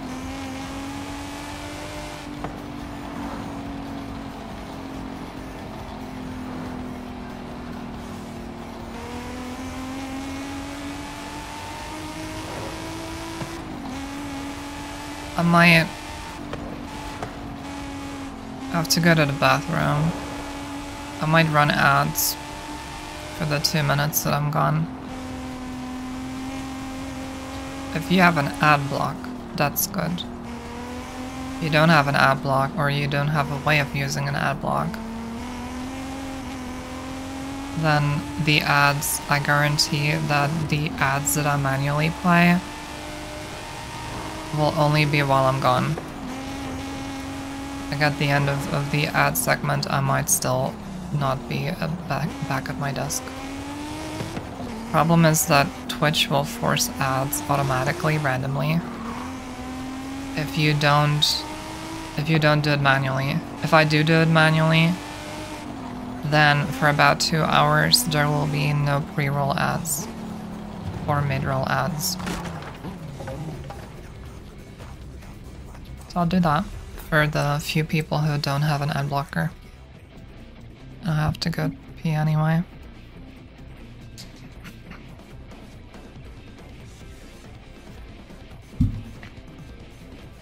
I did say that. Why, you got a problem with me? You got a problem with what with my words?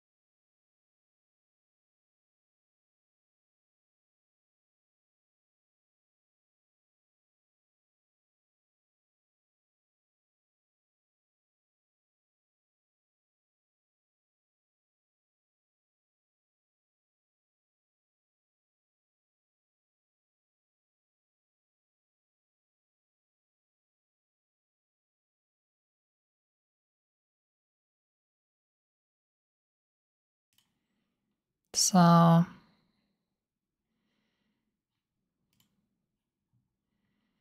always save. Where do I enable timestamps? Hello. Thank you for welcoming me. European specification taillights. That looks exactly like in Forza. Wait, no it doesn't. It's a different arrangement. Hang on. No sensitive information. In game we got the red ones in the middle, which are the braking lights. 2 in the middle, braking lights and rear lights.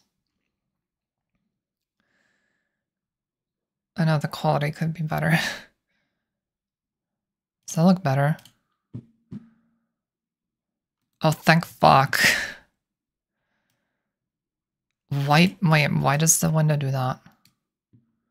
Whatever. That's a good light. These 2 in Forza Horizon are red lights for braking and rear lights for at night. Is that a Swiss car? Gotta be. The ones in the middle would be for reversing. The ones on the very outside would be for blinking. So this is a different arrangement from the one in Forza. Oh.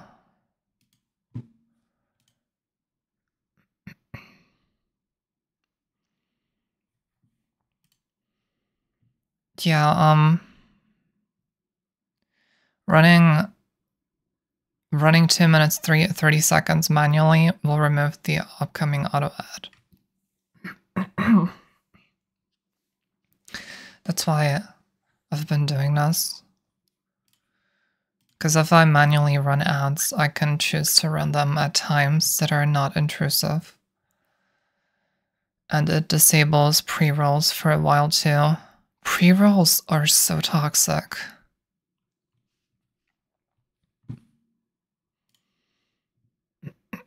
I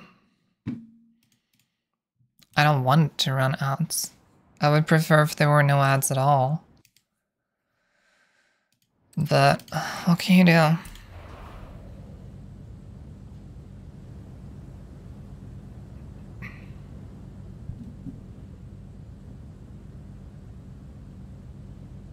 Twitch is gonna run ads either way, whether I manually run them or not. So the quantity is going to change. What I do have control over is moving the ads to times where there's nothing going on my stream.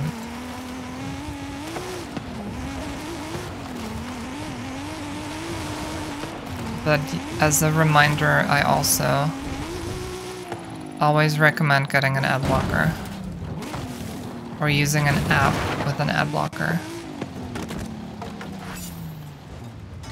That was easy.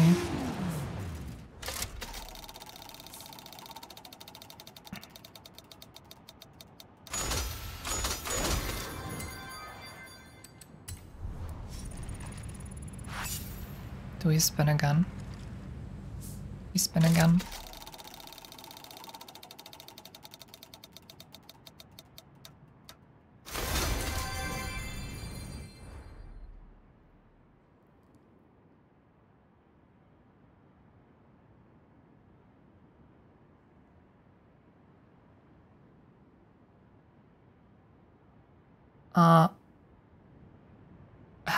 Haven't they cracked down on it? And that's why Kick was created?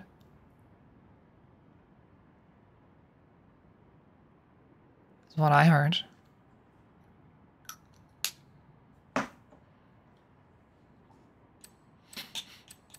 Don't ban me, please. Speaking of which, I'm gonna play more DMC protected music.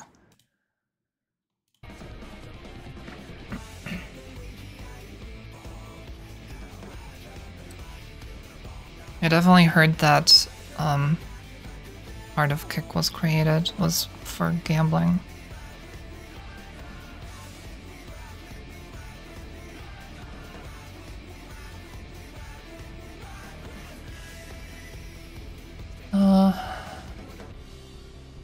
You know, Amazon could afford to just give away the revenue for free. Amazon is huge. Jeff Bezos could instantly cure world hunger with his money, but he doesn't want to. Capitalism is fun. Toyota. Okay, we'll keep using the Supra.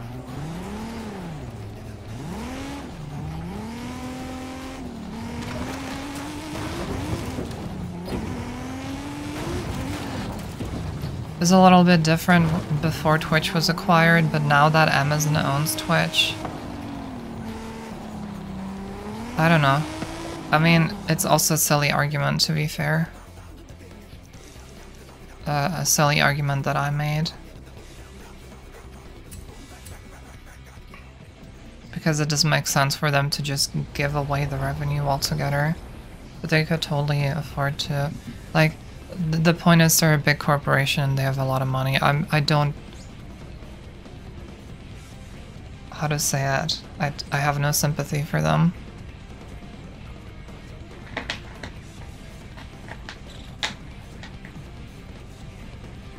I've said it before, but it's funny that we have games like Cyberpunk, that Cyberpunk is a genre.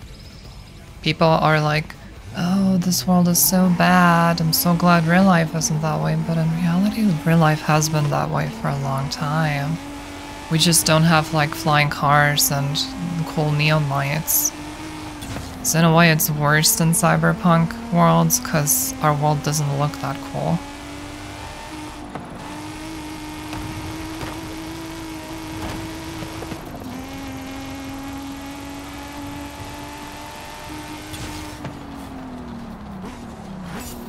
Our planet is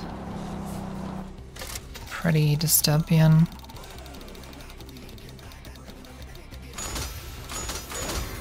Kind of depends on the country that you live in too.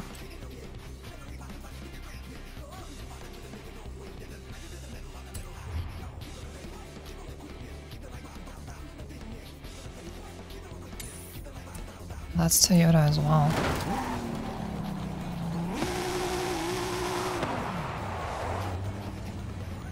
I can't hear anything.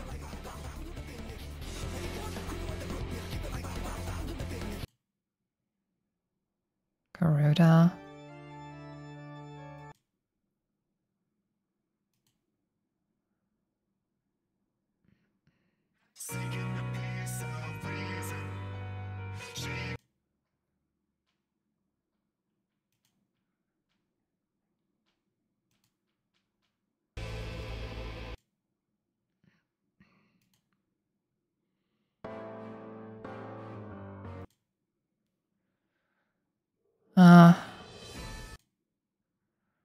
I want to listen to music that I like. Unless you're requesting something that I actually enjoy.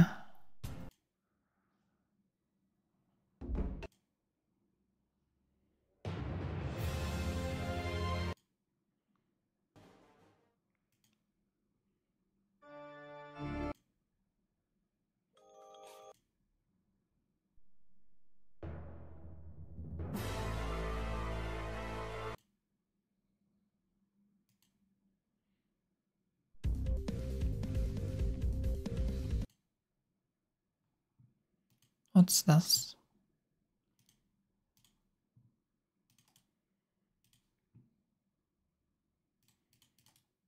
Well, I can't find anything at the moment, so... Oh, come on. I enter the link and it won't find it.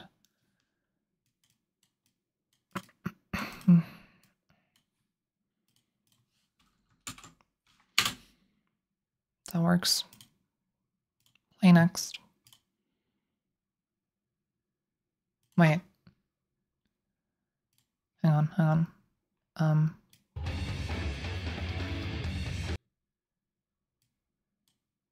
I've been thinking about the both of us. V Shoujo. Isn't that Corpo? I mean Corpo or whatever you call it.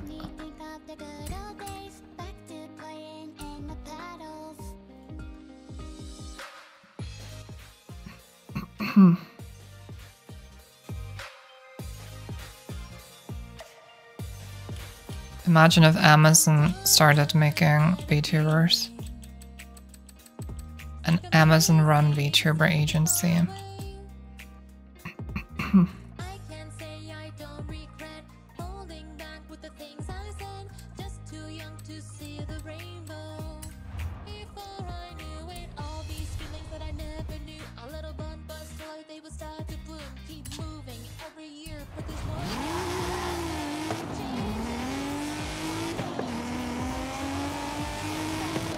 I've heard of them a lot, so they must have some series reach at least.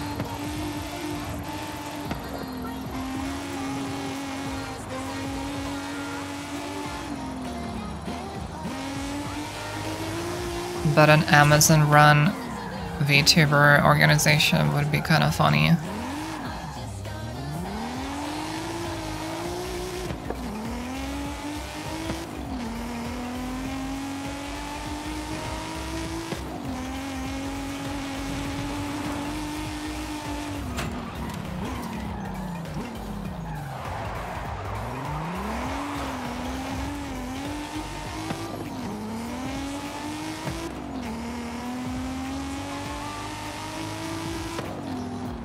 Why do I look so much worse when there's no light outside? I don't understand.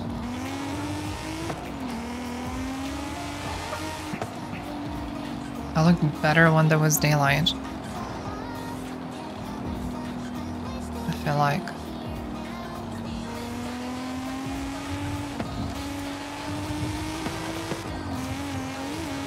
And I felt that way last stream too. Because I started when there was daylight and then there wasn't anymore, and I felt like I looked worse. Fucking bullshit.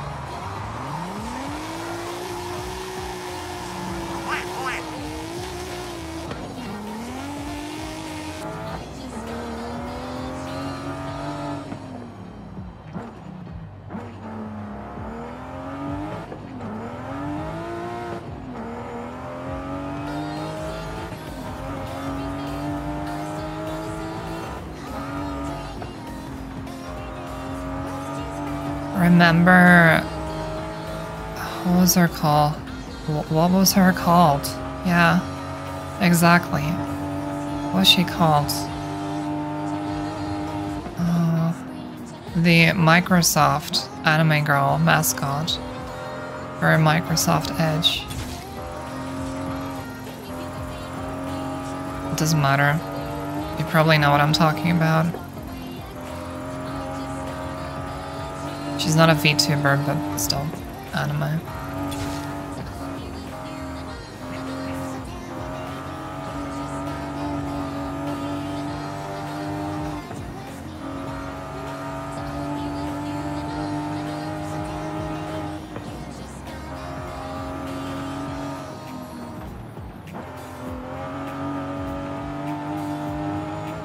Wait, you do know who I'm talking about, right?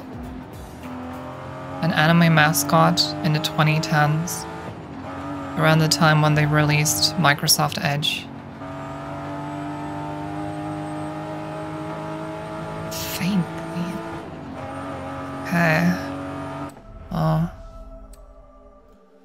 Let's go on an adventure. Her name was Inori Aizawa, Internet Explorer 10. Originally she was a mascot for Internet Explorer. Well done. Here.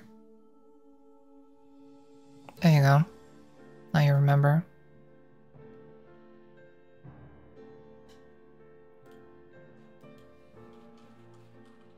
I hope I have safe search on. I don't want to be ambushed by porn. Really? Oh, come on. Show me a picture, like, big.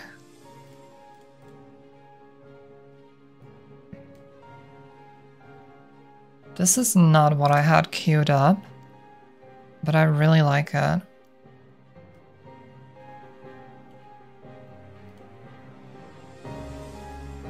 A blue-haired girl. That's not prawn. Shut up.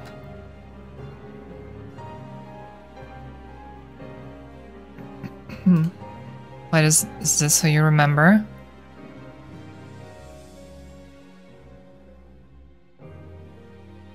They made an anime mascot for Windows 10.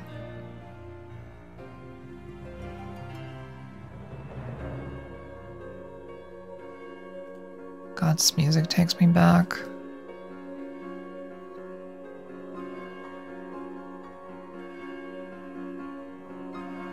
Deep blue hair.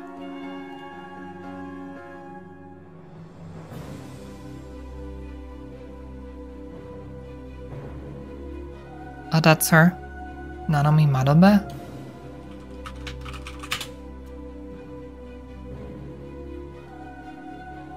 The power of Windows 7. Wait a minute. Are we doing a reaction stream here?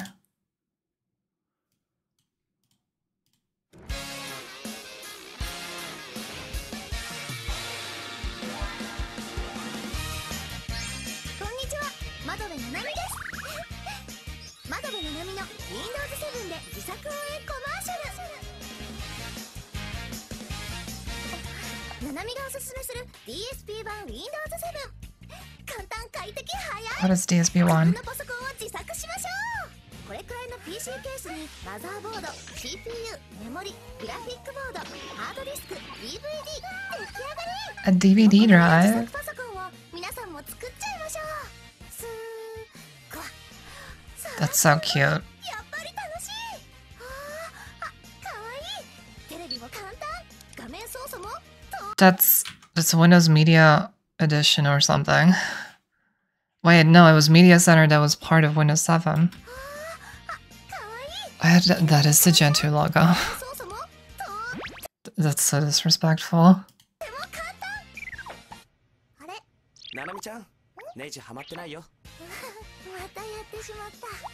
あなたも Windows 7で自作パソコンを楽しもう。 That is so cute and harmless. I like that. Yeah, it probably is the Gen 2 logo. Yeah, you're right. I didn't even register it.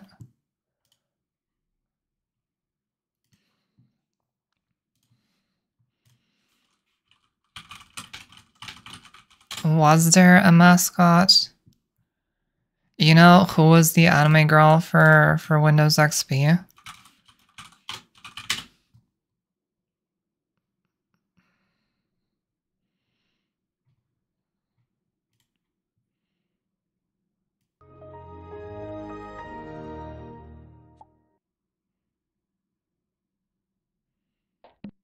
Welcome to my world of Momsy Buggy.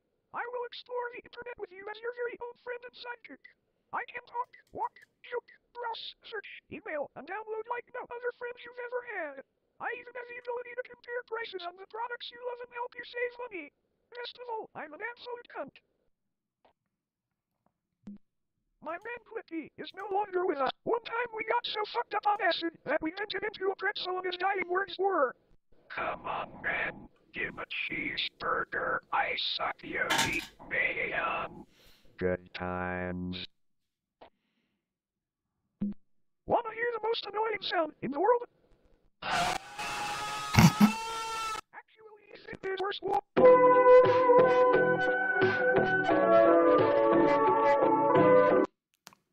Good thing I have a compressor. Let the bodies hit the floor. Let the bodies hit the floor. Let the bodies hit the floor. PC Optimizer Pro has been on my computer for 3 operating systems, and I have checked out lots of ways to optimize. Let me tell you, the way they have it organized is...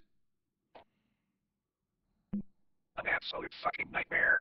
They offer a wide range of This is a bit of a offers fever to help dream. steal your money 'cause they is snitches. Then they tell you you're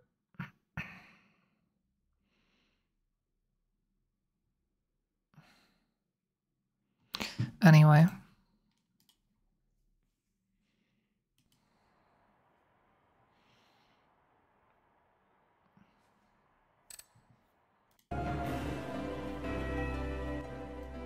Rest in peace, I guess. I didn't play Moonbase Alpha. Rest in peace all the PS2 game servers, like Burnout 3. I don't know if Burnout 3 used servers. Revenge, I think, probably had online play. But I think Burnout 3 had online play as well.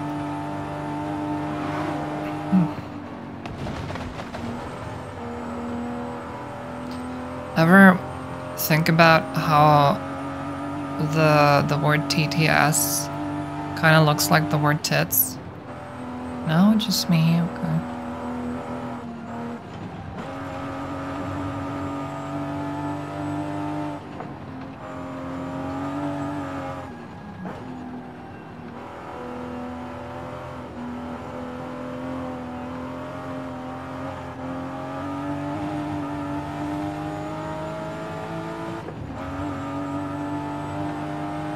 I did wonder what that stood for.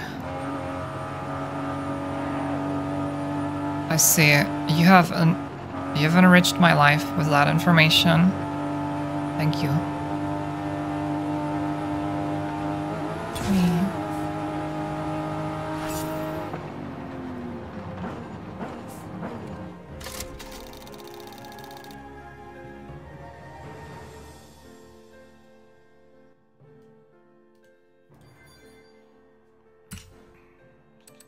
I don't have that system on my channel, unfortunately.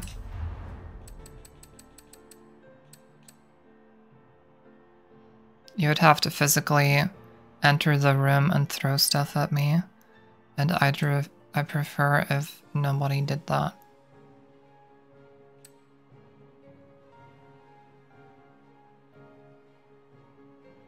What is that car? Big cat. Can't be a Jaguar, can it?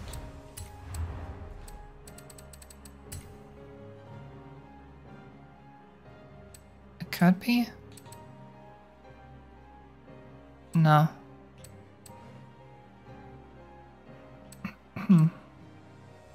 Well, for you. I would prefer if you didn't throw things at me.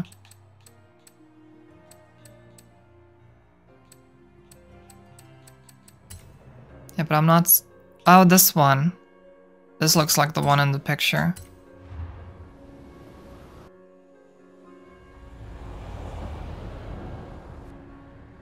No. Just a different color.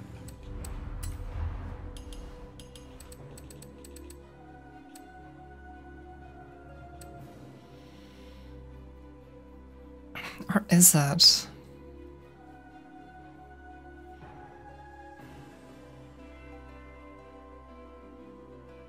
Yeah? You've been able to see my license plate like constantly across the entire stream.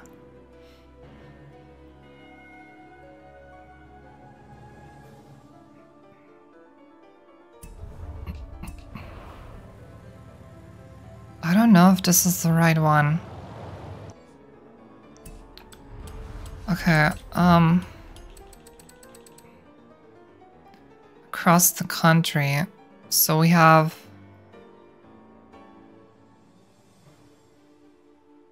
Oh, they mean cross country. And you have to get first place. I have to get first place in a cross country event.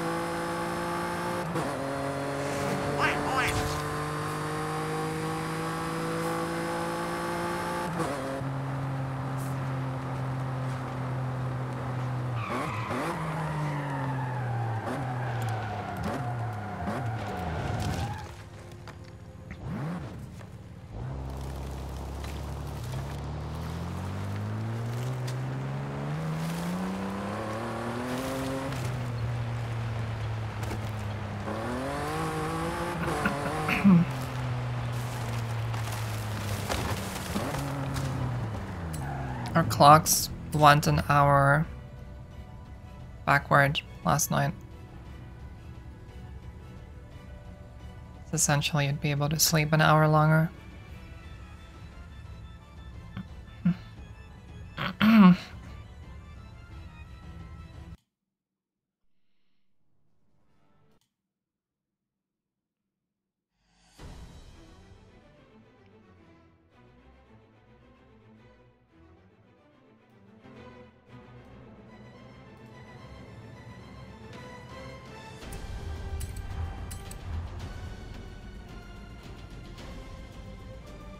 It should be 6 p.m., but it is only 5 p.m. here, yeah.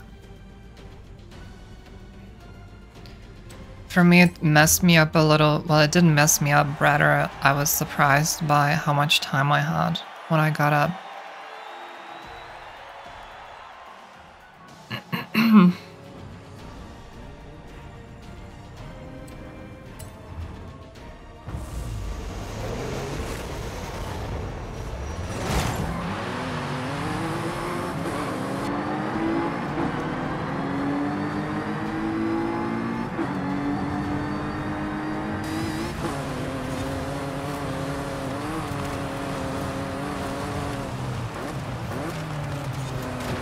Why do you do that?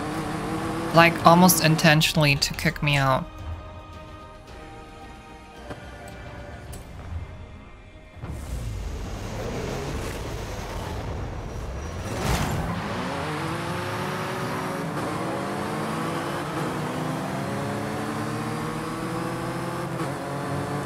Yeah. Off-road tires on.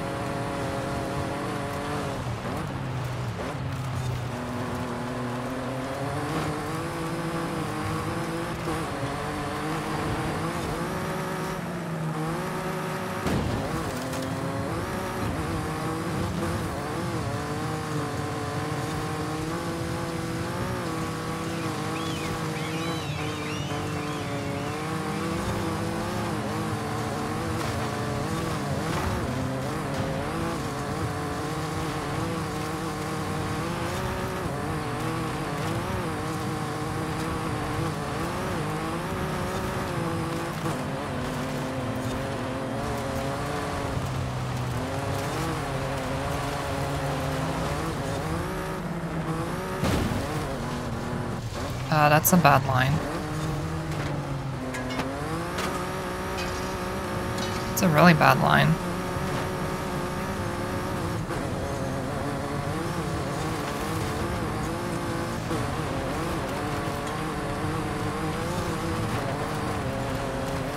Yeah, drive in front of me and then brake. Good shit.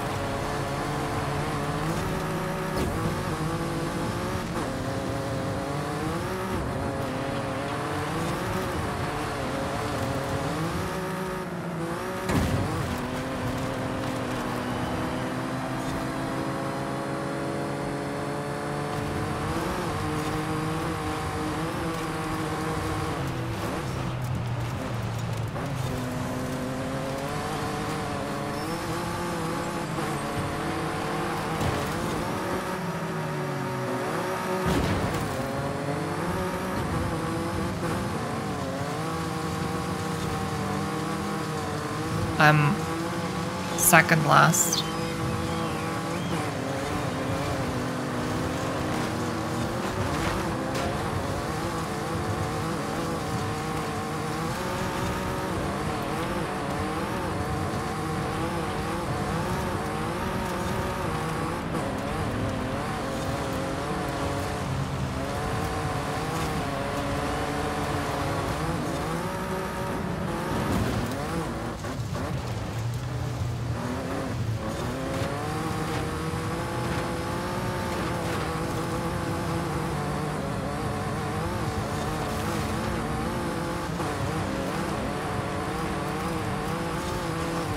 I'm actually just slower again.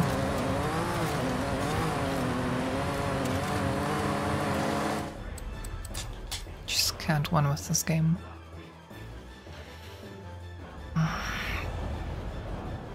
Most other races I end with 10 seconds ahead or something. Yeah, but it's supposed to adjust for that. Shouldn't be such a huge difference.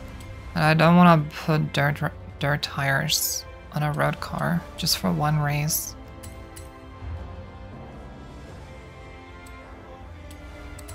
I don't want to have to tune my fucking car just for one race.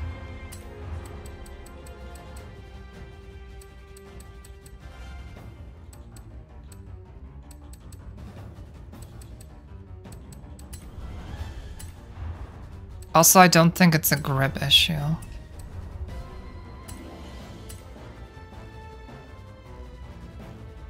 My straight line speed was just completely behind. I'm suspecting I have to use this Jaguar. Because it's the one that's on the picture.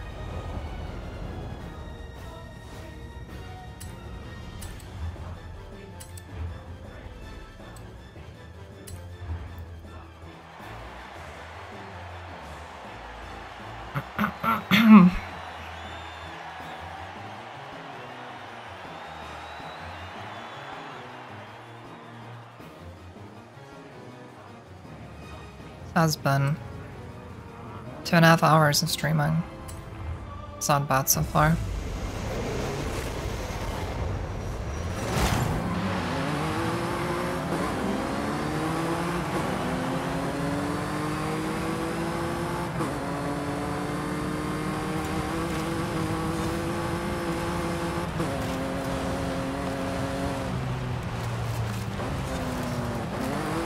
Yeah, this is what happens if I actually want to drive a line.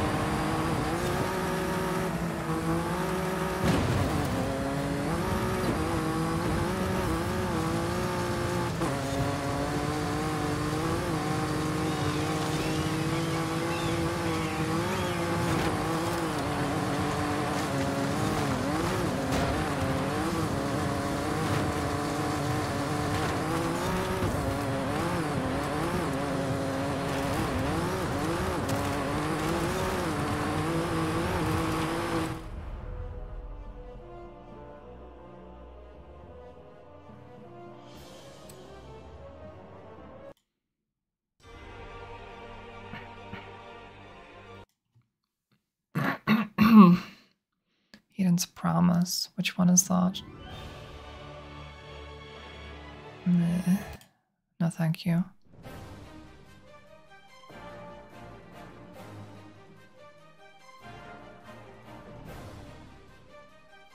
What is that?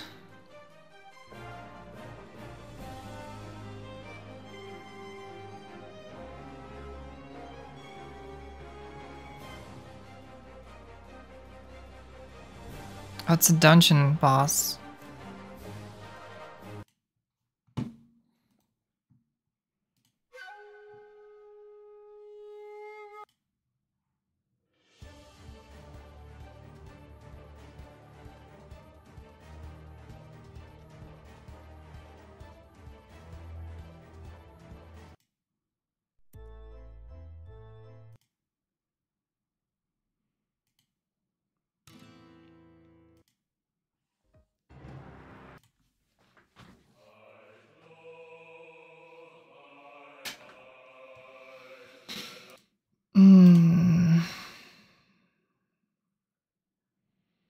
Just looking for something to listen to.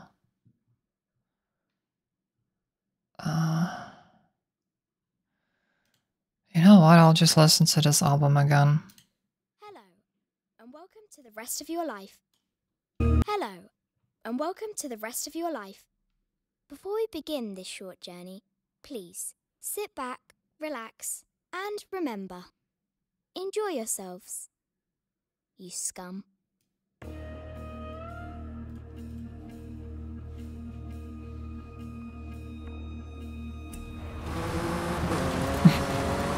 It's a good intro.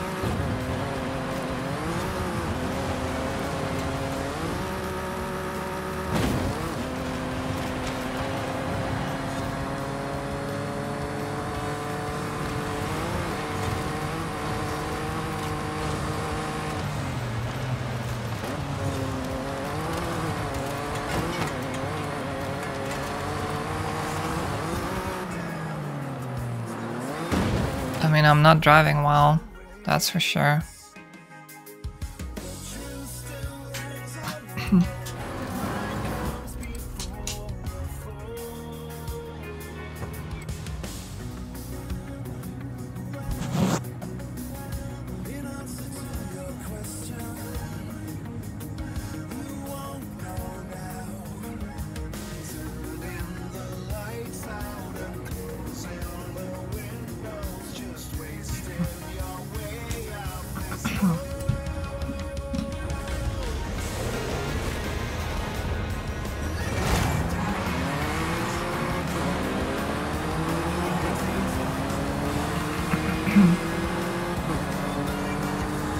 Astro Boy? Really?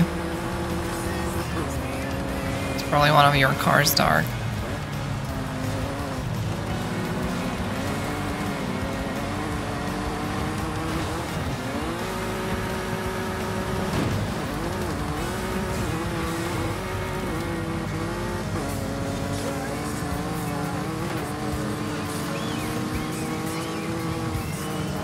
I like caffeine. I really like caffeine.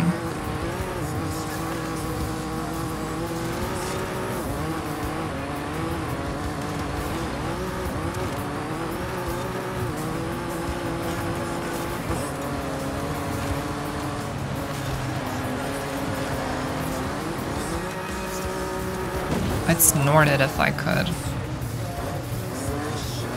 I mean, I probably can, but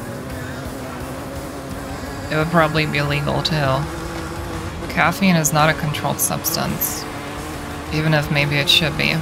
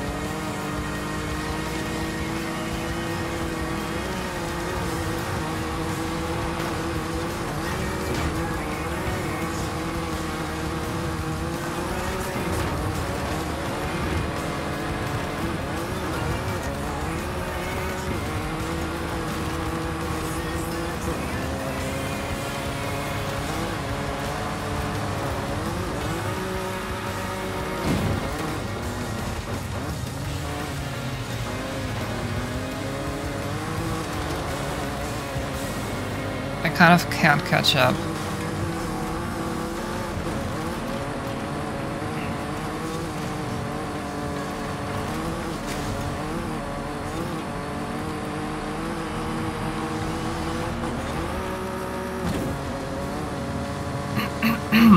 God.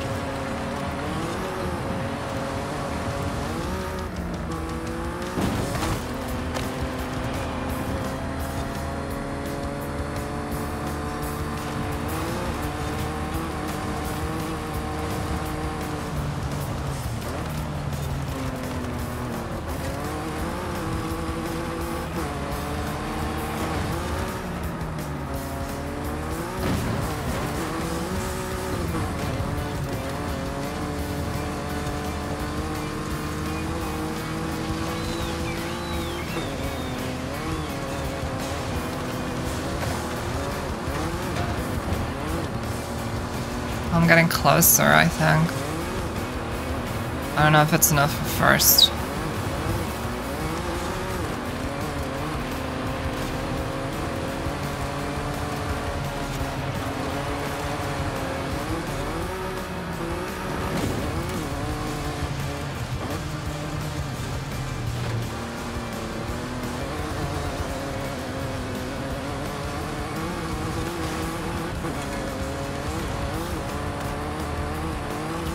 No, it's not.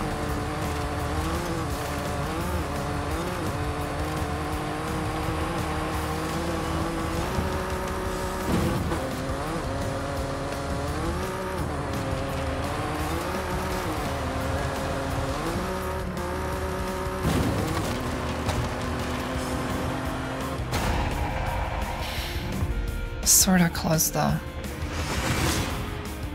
My eyes hurt.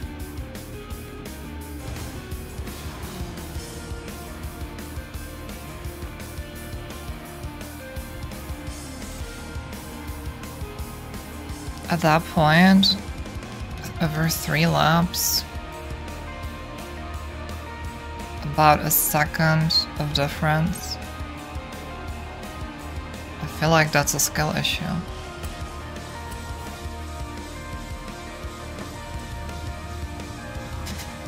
Oh, sorry. My pants aren't long enough. Wait.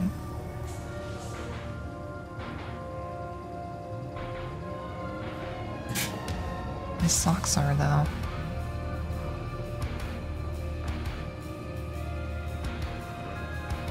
It is chilly and I'm not heating at the moment. You could argue that my computer is heating up the room, so I'm playing the game at full settings.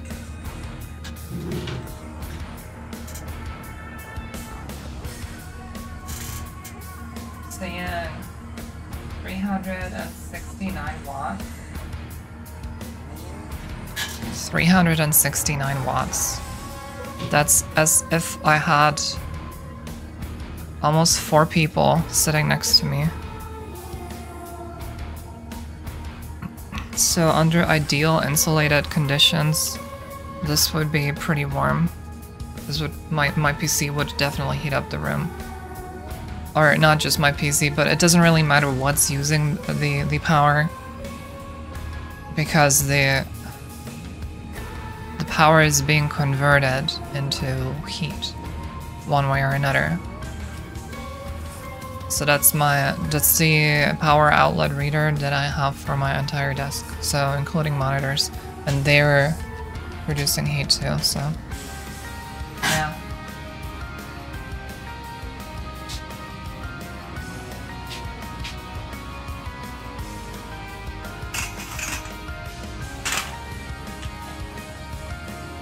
I shouldn't have to be heating. It's so warm. What if I reversed the direction of my fans? You know, so that they would blow the warm air out the front and pull in cold air from the back. Then I could aim it at myself. It would warm me up. I could technically do that. Wait, no, I would have to flip all the fans. I can't do that. Yeah, that makes sense, because they use energy that is produced, that is transformed into heat.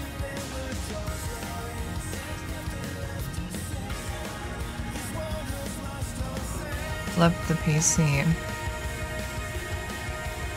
Well, some of the hot air is exhausted out the top. And, I have about, like, 15 cables plugged in from the back. And there's not a lot of slack on them. It's so tight that I can't really pull the computer far away from its place. I would have to pull on the cables or like individually make the cables longer. It's kind of not an option either. But I closed the door a little.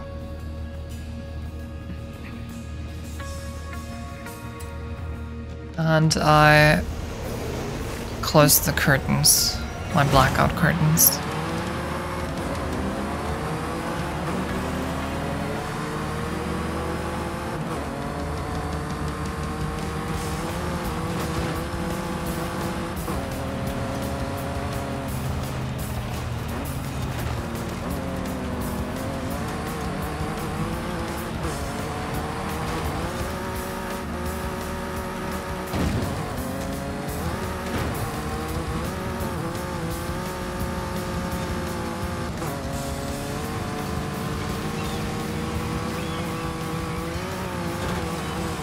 I should not be doing that. Driving into a car from behind. Any momentum I lose is kind of detrimental. Because what I seem to be missing is about a second on first.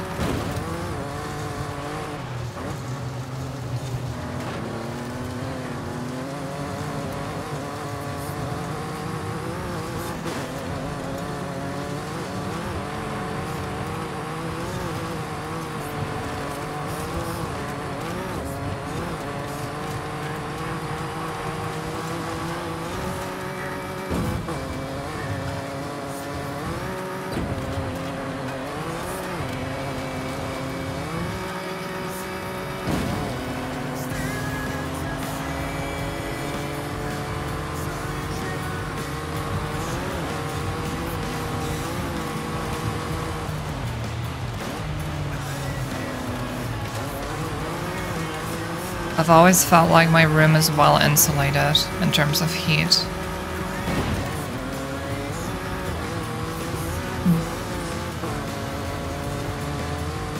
Compared to our other rooms.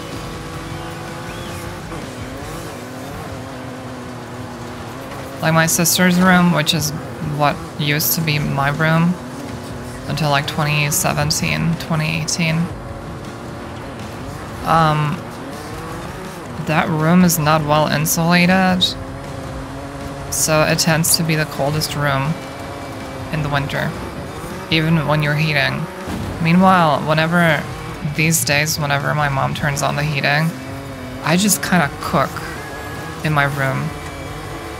And not in the cool, you know, drug way of cooking.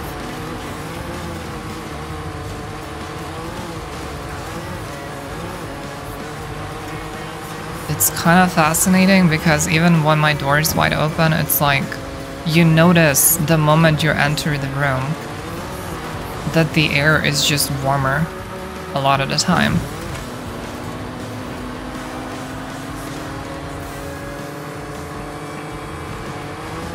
On the flip side, that means when I'm alone, I should be able to leverage that and not have to heat as much and just have my computer for heating. Because 300, 400 watts is not little. If you're insulating the... You're kidding. Wow. I haven't seen that before. I can't win this anymore. God damn it. A car landed on top of me in a way that made me just stop dead. Just completely stop because I bottomed out so much.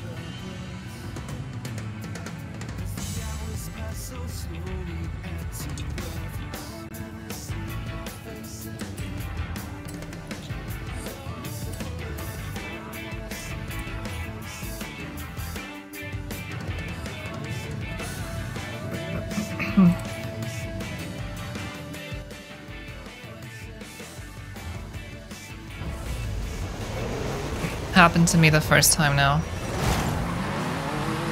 First time that I can remember, at least.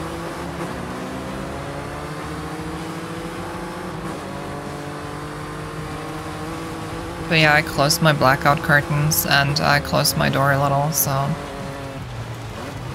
As long as I'm streaming and playing this game, I should be warming up a bit.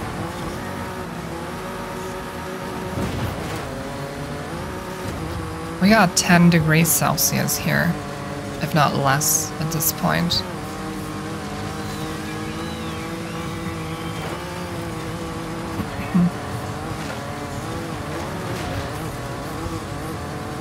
It's winter.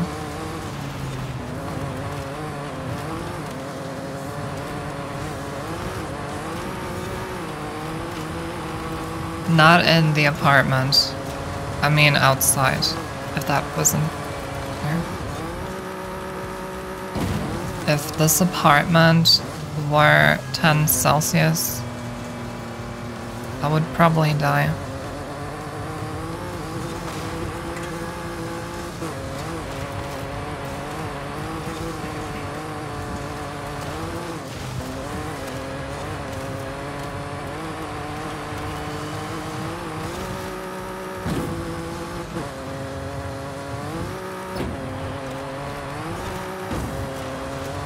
My life has some meaning, right?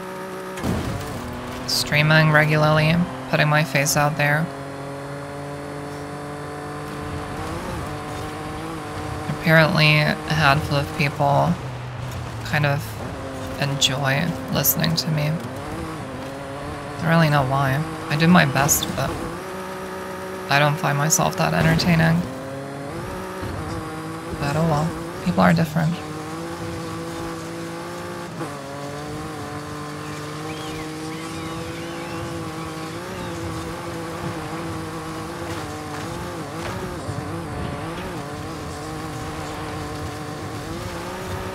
Yeah, changing the difficulty made this way too easy.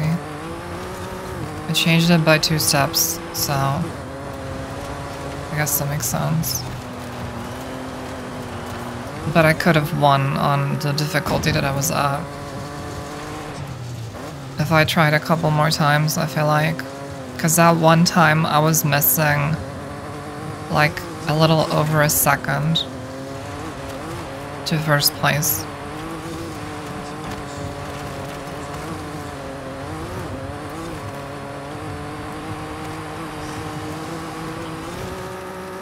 On a long circuit, when it comes to a casual game, like me not tryharding that much, 1 second is a long time.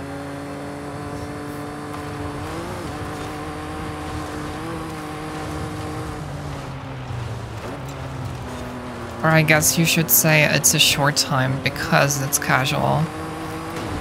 It would be a long time in a professional context.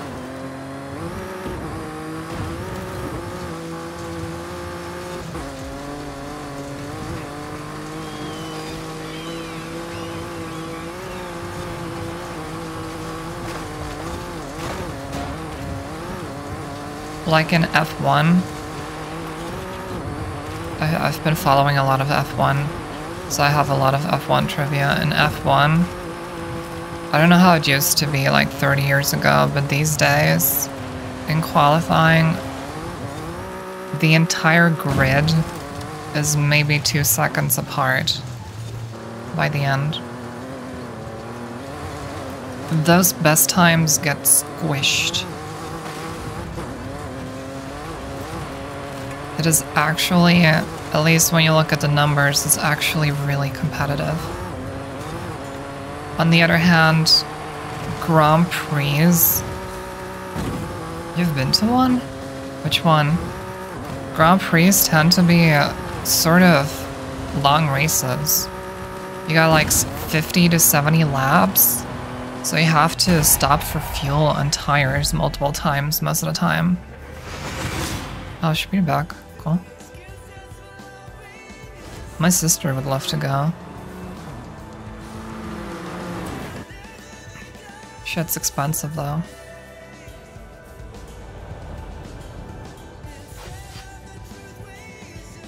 Oh, I finished the treasure challenge. I can't believe it. Right, that's what I was doing. The last 20 minutes.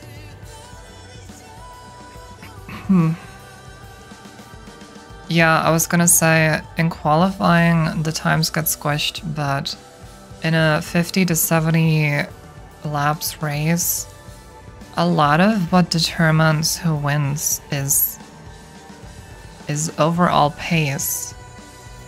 How, if everyone has the same tires, how does the car use the tires? Like, how does it wear them out? How quickly? How fuel efficient is it? And how consistent is a driver to do 70 laps, but exactly as clean as they need to be? Because getting fast laps is a bit easier in qualifying. Because those are perfect conditions. You don't have to worry about fuel, about tire wear, and you have multiple attempts. The fastest one, as long as it's a valid lap between the lines. That one will count. But yeah, in a Grand Prix, After a time, frees himself indefinitely. it doesn't really matter. And it seems like Red Bull and Verstappen at the moment have the Of complete stillness, he realized that she had lost all perception of him. are the best at the moment when it comes to pace. Have I already found it?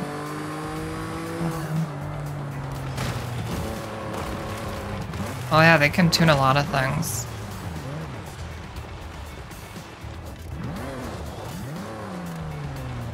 There used to be a very large gap in budget.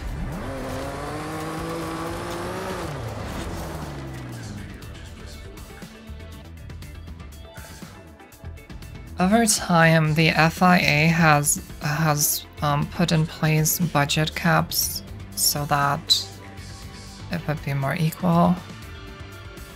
So that big teams like Mercedes and Ferraris and Red Bull can't just dump infinite amounts of money into development. But there's still kind of a gap. It's less so these days, but there's still a gap. Which is probably part of why teams like Haas and what are the other bad teams, Alfa Romeo and stuff, don't do that well. Eine Amazon.de Bestellung mit Other Side Picnic wurde versandt. Good. I want my paperware. I want it to sit on my shelf and gather dust. No, I actually wanna read it. What is Marussia? Marussia? I've never heard of that.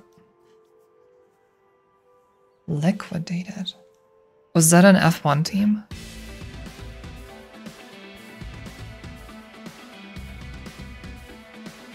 Yeah, that's exactly the window of time that I wasn't following F1. I learned when I was a kid, so up until my teenager years, I would see my dad often watch F1. So, you know, I've heard a lot about drivers like Schumacher, Massa, Barrichello, Weber, Alonso. Those are names that are like nostalgic to me. Alonso is still driving after 17 years. And it's been over a decade since he actually won won the world championship, I think. But he has. What is Formula D and Formula Dank? That sounds like a terrible meme subreddit. Anyone who calls their memes dank can go die in a ditch for all I care. 98 Nissan Silvia, okay. I'm kidding, by the way. Please, nobody quote me on that, please.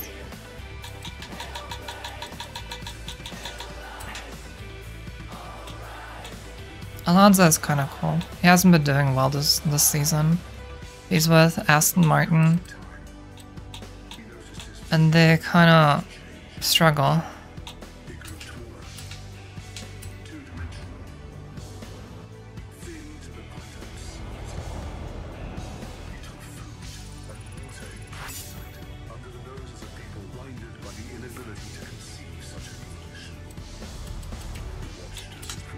What do you mean? You want me to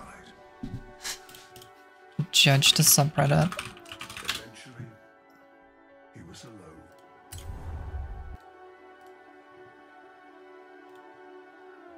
Now,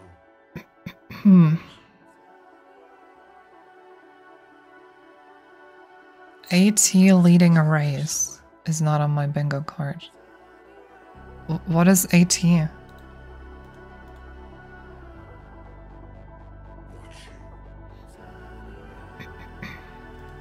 and then suddenly awakened by the Dutch and Austrian national anthems.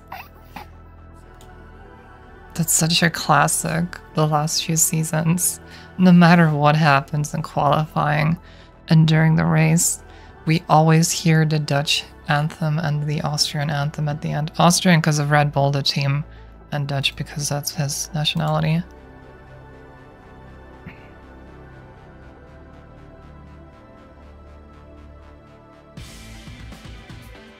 Ricciardo has been doing well this weekend. The race is in about 2 to 3 hours, by the way. You got P4 in qualifying. Has been doing pretty well overall. P4 is pretty good. He wasn't doing that well before.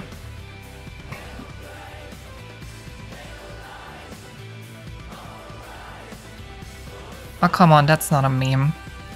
That's just a photo, not even a screenshot.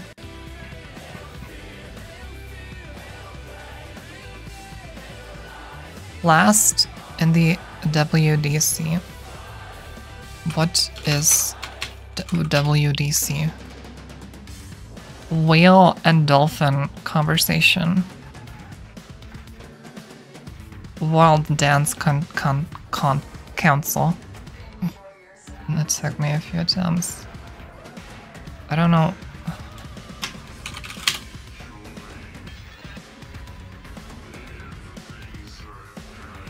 World Drivers Champions? Oh, it's World Driver Champion. Last... Oh, in the championship. Right, he's last in the driver championship. Because he has scored the fewest points this season.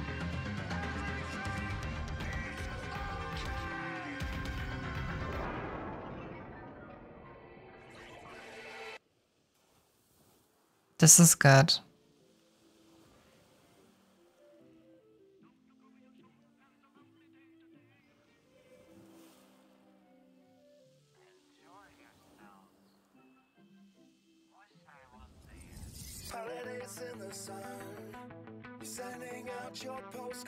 I'm gonna say these aren't meme. Oh. Most of these are not memes that I would call dank by the common definition of dank. These are pretty normie and low effort.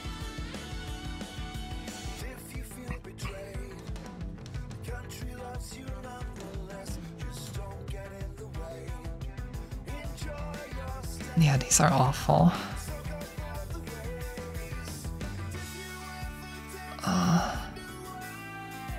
But in the sense of dank, as I know it in the last few years. You know, the way people tend to use dank, the subreddits that have dank in the title. Sounds about right.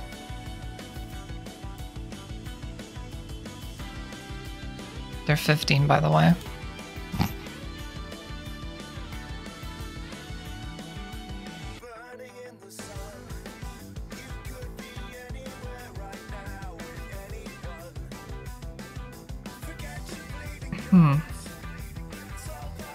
What is a good subreddit for really good memes?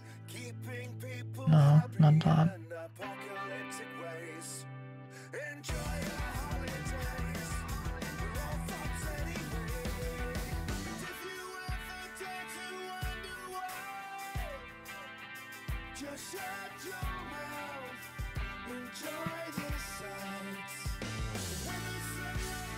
Well, a lot of it is extremely niche. This is not a meme. It's just food.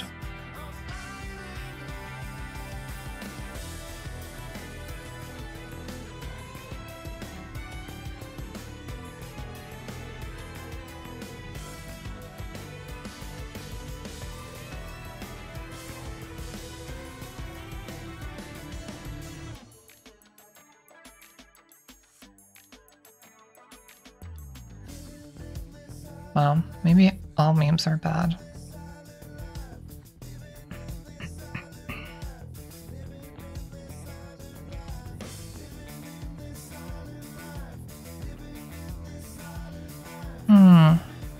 Fine, I'll look. I'll take a look.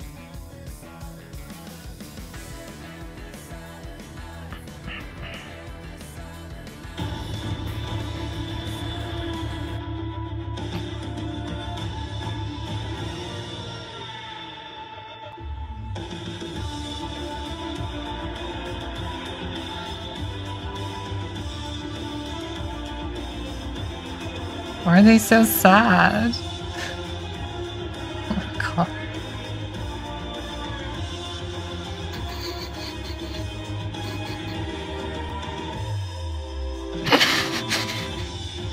That was so sudden. Okay, that's good.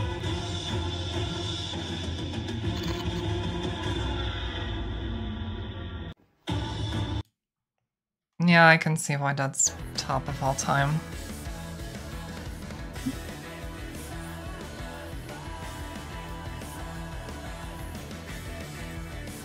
Wait, who is this?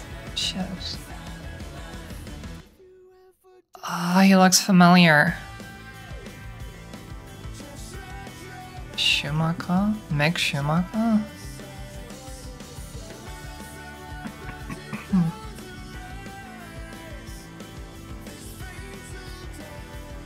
Canada?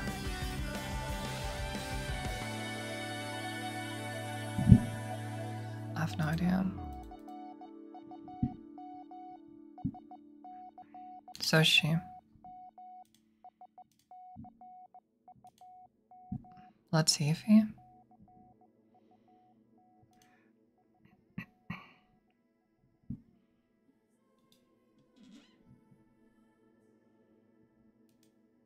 Goatifi.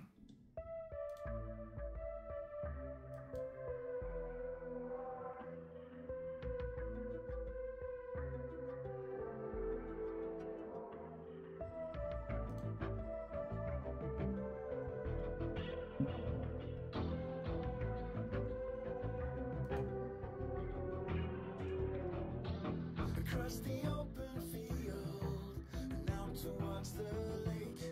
A lifetime to consider, a moment of escape. Setting him My Reddit front page has been... Oh god. Has been not very funny, I guess.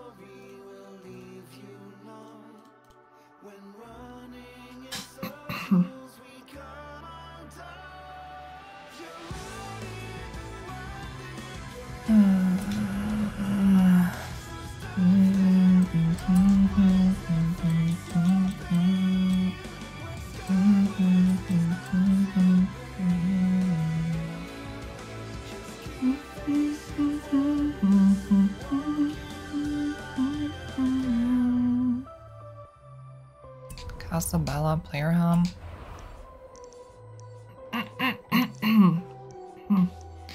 Where's the Casabella? Here? Yeah, that's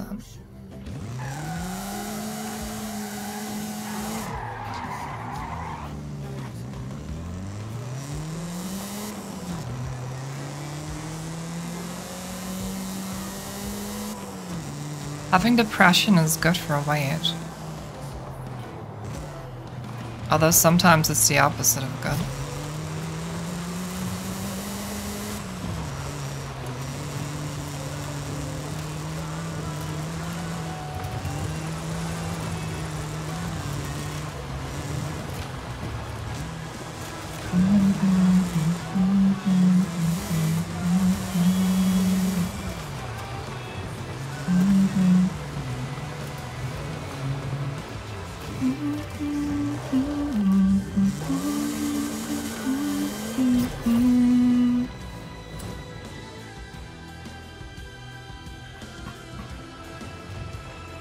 I'm supposed to take a picture while my character is standing outside.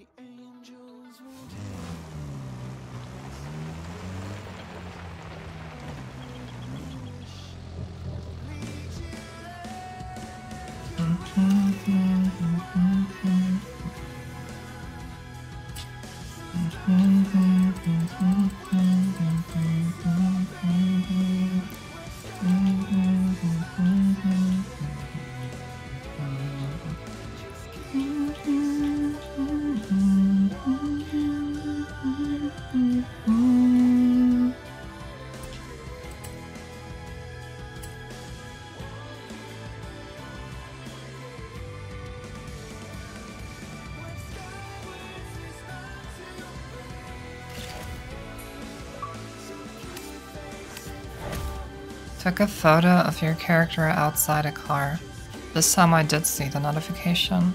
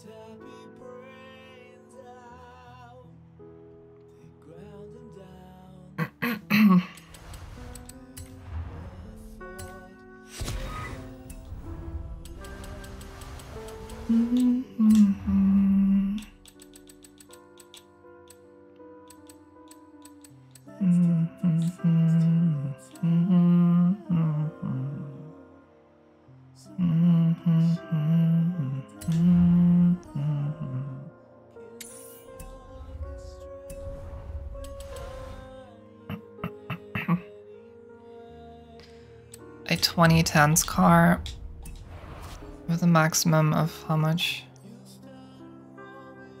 B700.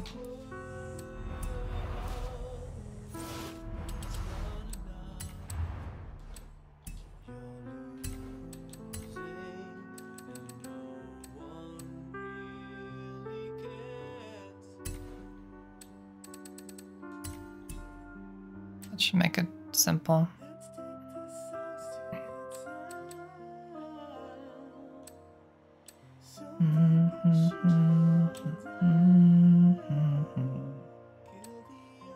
Yeah, Alpine was one of the other teams in F1. Formerly Renault, I think. I don't know how they're related to each other.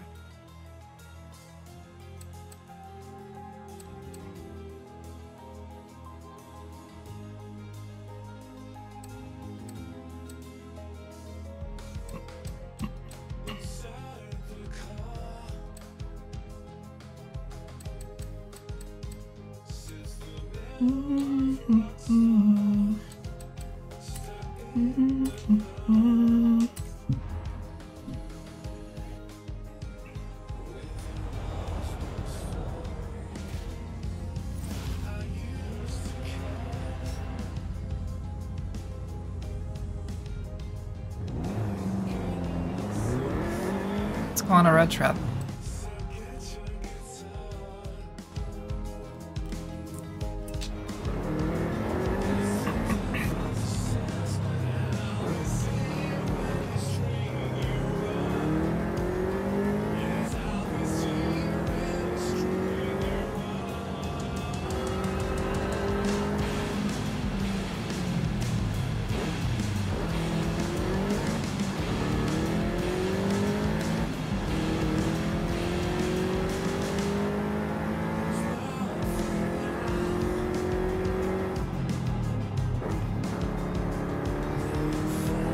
I know what my problem last time was.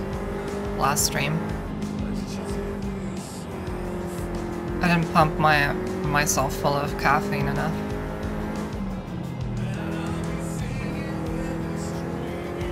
The solution is always drugs.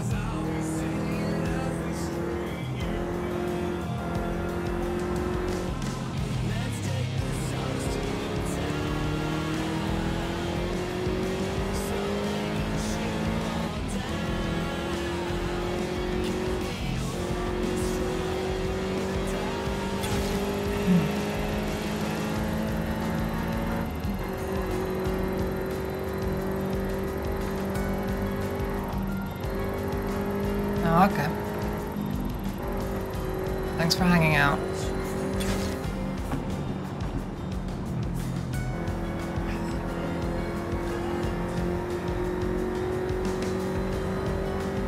You don't actually have to say when you're out or away or whatever. Everyone's free to come and go.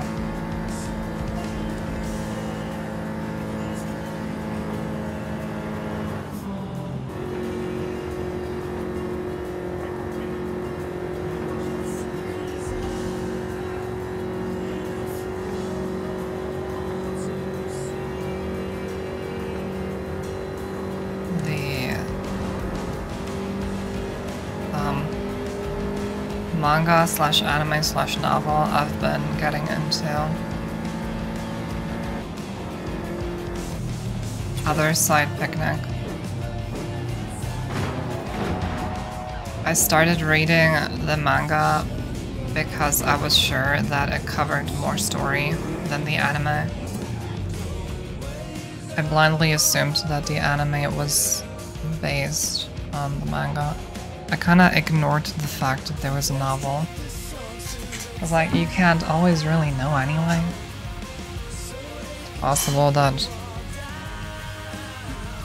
It's possible that a novel is written after a manga or an anime. In this case, I was wrong. I was sure of myself because the anime stopped short. There's a lot more story, and I thought since there are, well, I didn't really look at the number of volumes, but there's 7 volumes of manga out at the moment. And I know now that volume 7 ends before the anime ends. You know, in terms of the story that it covers. The events are identical. They're adaptations. They're exactly the same, there's only minor differences. Aside from the fact that it's a manga, so you have white pages with drawings, and not animation and voice acting. The main character's swimsuit was different in the swimsuit in the beach episode. I found that interesting. But yeah, there are more volumes planned for the manga, but manga, I don't know why I'm saying manga. I'm becoming too American. And the next volume is set to come out, well, the volume 7 came out this month, I believe, a couple days ago. And volume 8 is coming out beginning of December, I think. Volume 9 is coming out in April, I believe, and volume 10 is coming out in July. I see that on Amazon. You can pre-order them, but they don't exist yet. Volume 7, the one that just recently came out, covers episode 10 or 11 of the anime. I think it's also... some events are actually flipped. But it definitely stops short of how far the anime goes. The anime goes farther than the manga. Because the manga has been released in an extremely slow pace.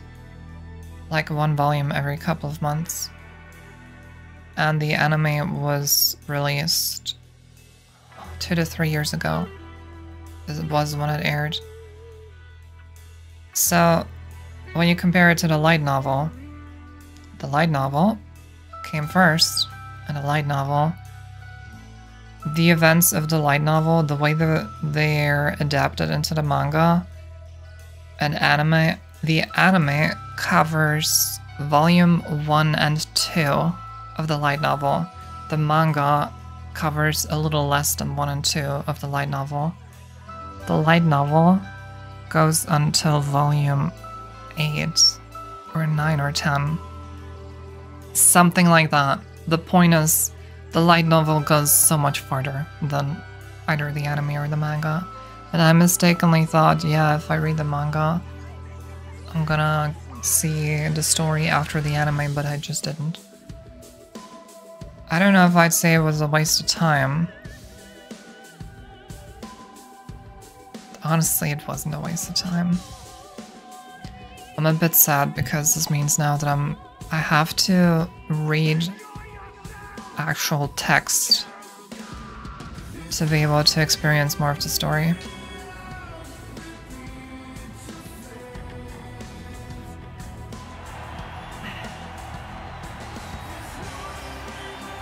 And I don't feel like continuing where the anime or manga left off. Why do I say manga? I went to uni and studied Japanese for like 3 years. Should be saying manga. I don't like reading. I mean, reading manga is already way outside my comfort zone. I did it, but the pictures helped. Light novel means it's text. It's dry text. It's like a novel. And I haven't read a novel in years. I haven't read and finished a novel since I was probably like 13 or 14.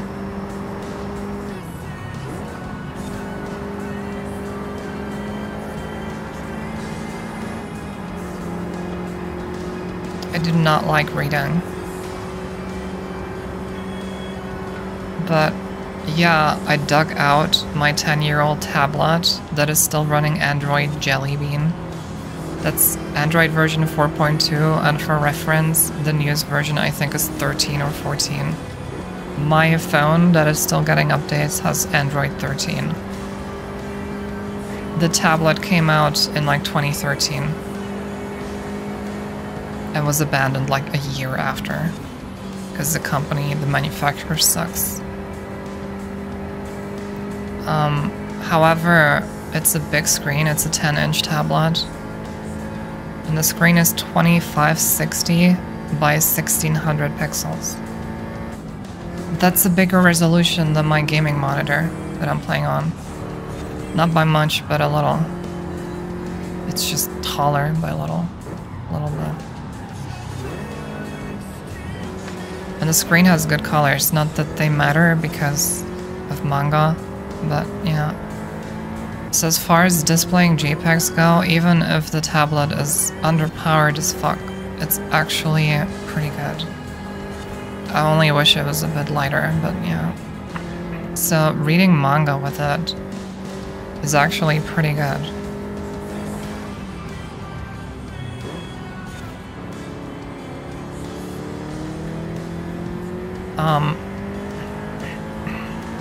And it's been interesting using it and getting back into reading stuff. But even reading the manga has been way outside my comfort zone.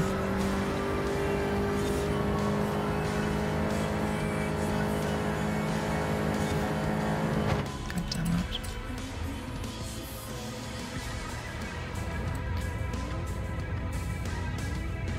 I haven't read manga in years.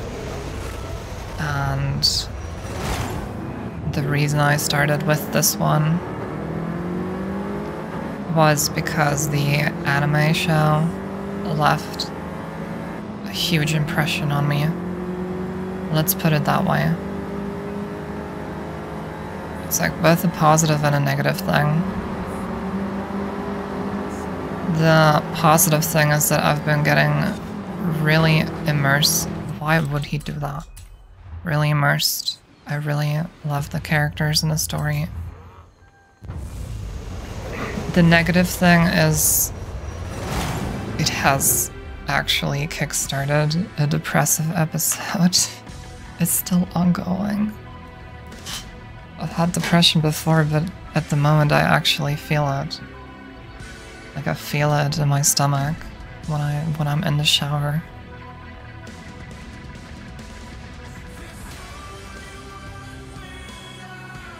I feel like a pull. Something's pulling at my guts, like almost, not at the moment, but when I'm alone with my thoughts. Normally I wouldn't feel that unless I'm like going through a breakup or something, but this was triggered by an anime, embarrassingly.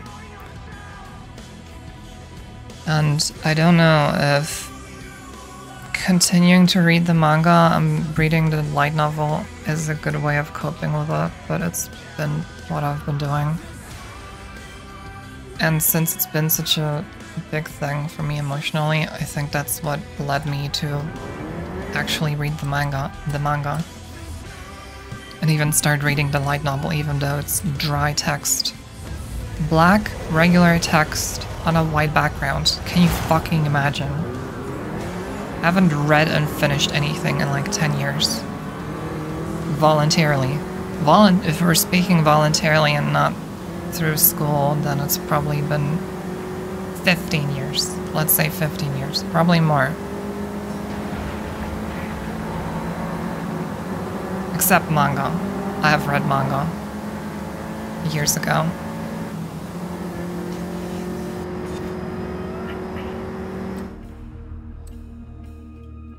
Yeah, it left such a big impression on me that I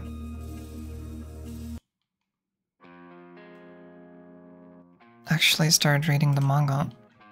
I'm referencing Other Side Picnic. Other Side Picnic. The manga is an adaptation that's going really slowly. The anime covers more of the story, and the original work is a light novel. But yeah, it left such an impression on me that I actually got back into reading, and I have read all 7 volumes of the manga, only to find out that it doesn't actually cover more than the anime. And now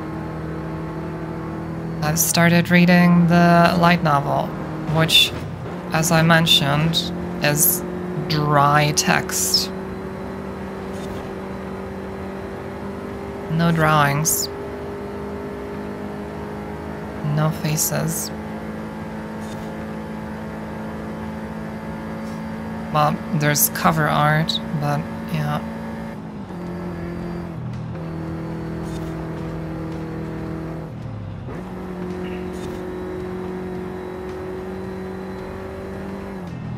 I only realized at the end of the manga, of reading the manga volumes that are available right now, that the manga covers less story than the anime.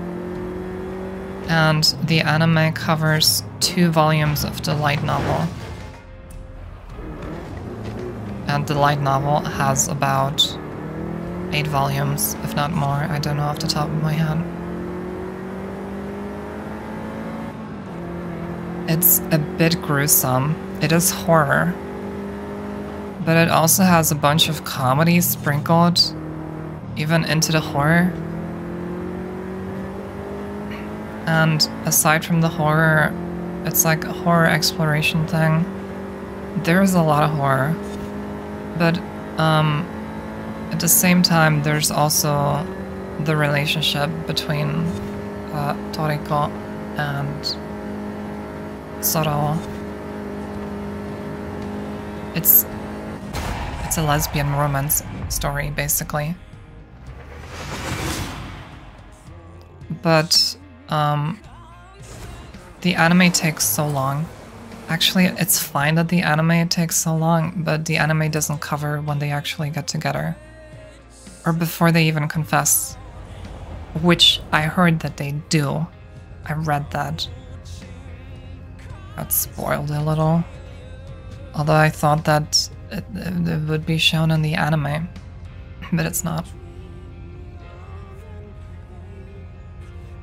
It happens somewhere in volume 4 or 5 of the light novel, and the anime only covers 1 and 2. But aside from the fact that it stops short, it is actually a really good show, I think.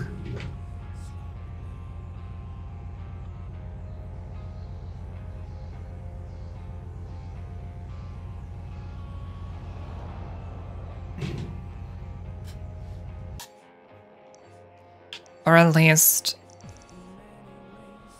it left a huge impression on me. I don't know, everyone's different.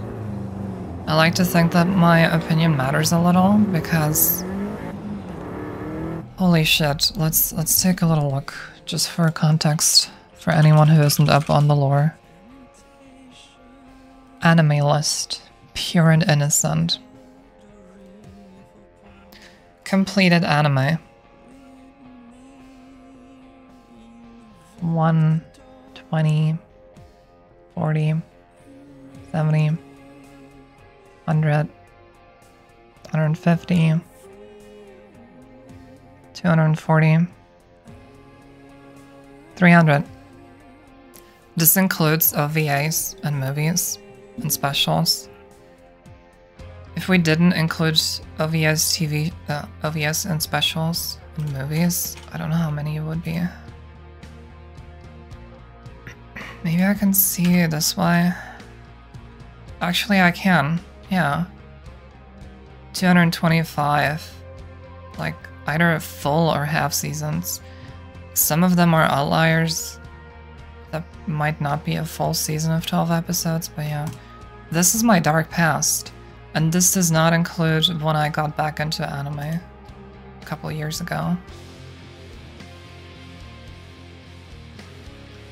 The point is, I've seen a lot of anime, so I like, and I've gone through transitioning, and I have a lot of queer people, and I'm very sensitive to problematic archetypes and stuff, like transphobia and homophobia.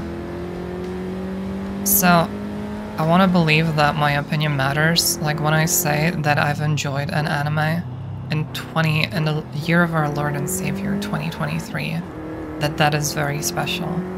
On the other hand, taste is still a thing, so I might be wrong. I am very cynical about most of anime, though. I think a lot of why it left such a huge impression on me might be a personal thing. I think kind of playing into the theme of my depression and loneliness that I've had for like 15 years. A little less than 15, let's say 10 years.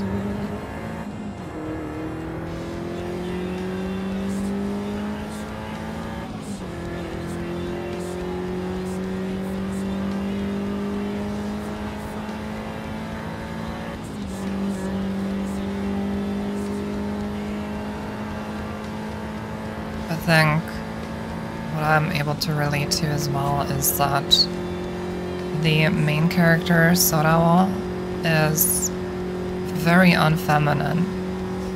I mean, I think even I have more style than her. I act more feminine than her, which is valid because there are women who are just not interested in putting work into looking feminine and coming off as feminine.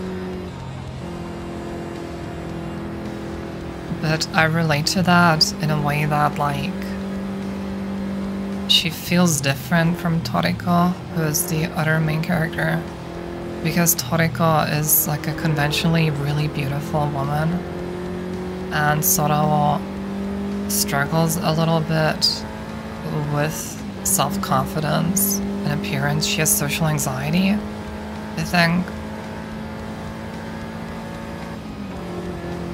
And sometimes it's a little bit of a recurring theme that they're very different type of women. And you can also say that I'm a different type of woman from the norm. Or at least different from what I perceive are like different from the ideal, I guess.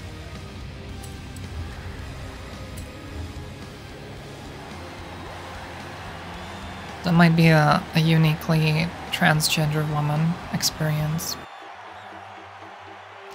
I've had that with other anime before.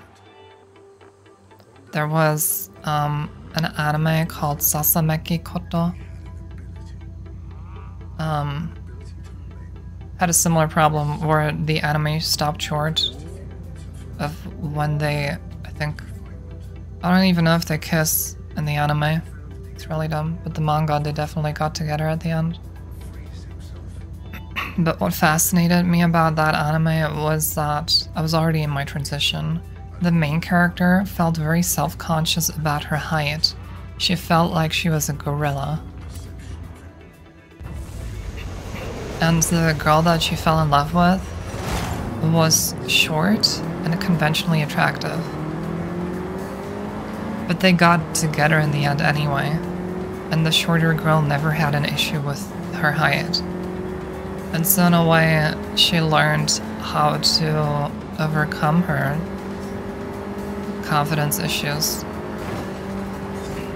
And that really does describe a lot of what makes the trans femme experience. A lot of trans women are very self-confident about their height and their body. So I eat that shit up.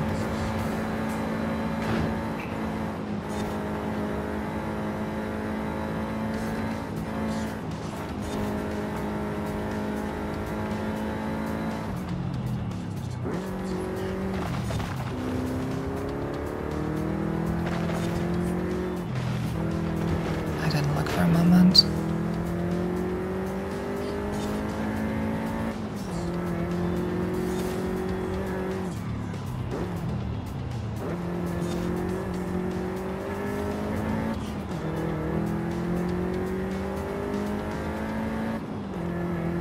I think after this championship, I might end the stream.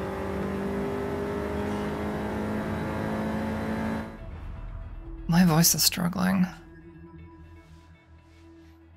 Probably sounds raspier than usual. Raspier than at the beginning of the stream, at least.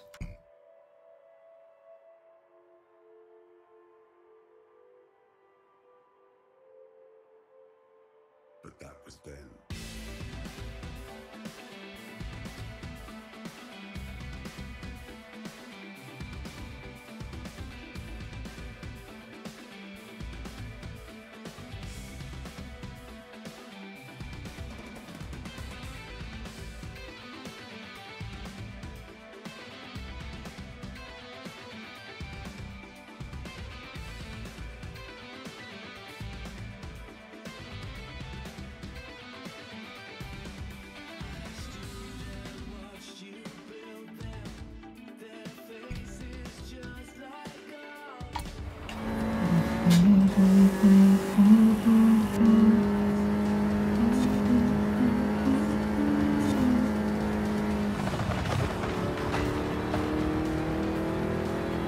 I'm gonna block that guy.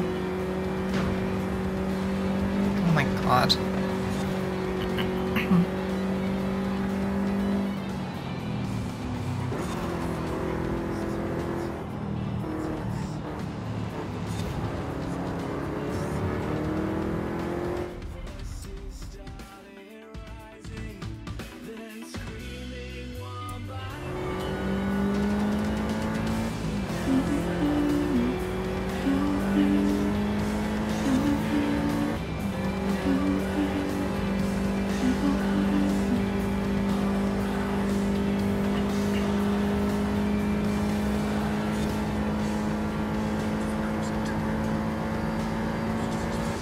I got you.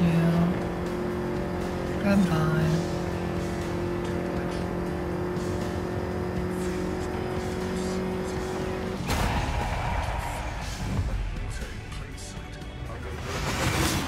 By the inability to conceive such an evolution. Succumbed to disease or self-inflicted damage. And died. Eventually, he was alone. This is the tablet that I was talking about. Now, who knows?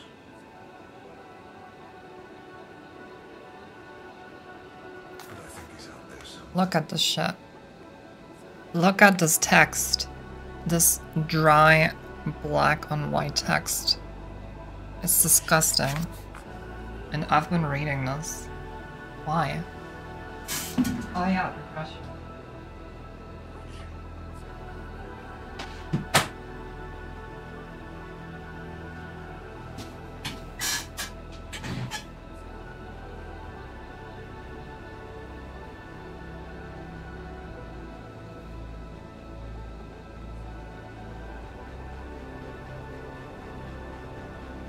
It's also weird to have heard the anime voices, the original Japanese voices, That was a big part of why I liked the show. Just the voice acting, their voices. And I can't even hear the voices in my head when I'm reading it because I'm reading it in English. And I can't read it in Japanese because my Japanese isn't that good.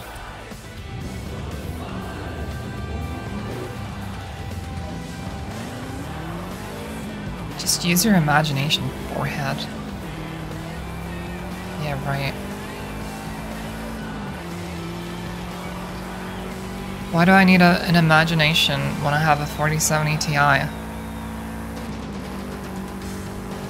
sold all 5 of my kidneys for that thing. Look how good this game is. Is your imagination this good, huh?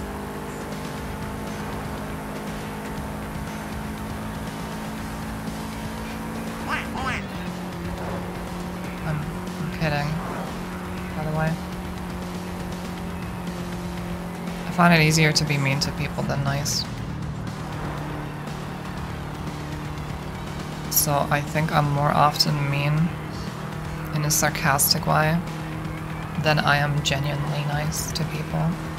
I don't think I'm a nice person.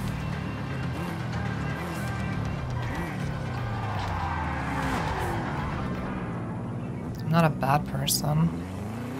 I don't think. I'm just not nice at all.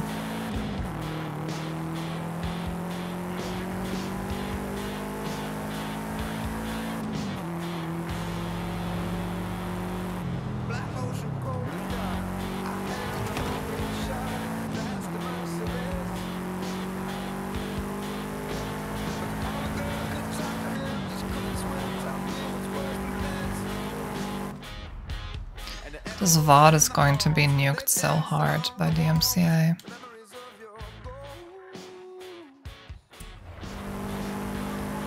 I kind of feel bad for anyone who might watch the VOD. Maybe this is one that would be good to upload to YouTube, because YouTube wouldn't mute it. There's a good chance YouTube would leave it up but just not give me revenue, which I don't care about anyway. Broadcasting source? What do you mean? You mean OBS?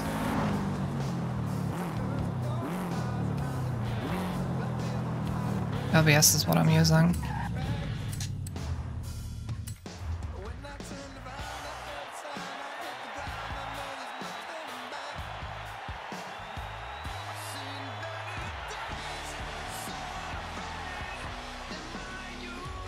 If I was able to listen to music and have the music on a completely separate OBS track, then I could re-upload the VOD, but with all the music stripped. But I don't know how I'd be able to do that.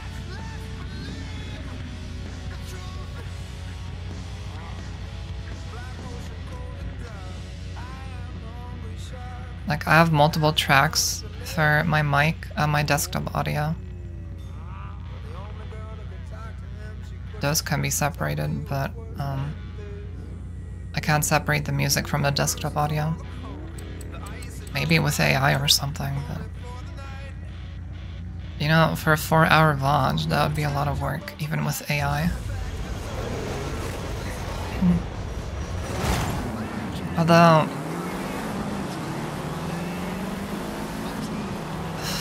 if I went through the effort, I could use Audacity. I could record... Yeah, that's a lot of effort. Can I do that?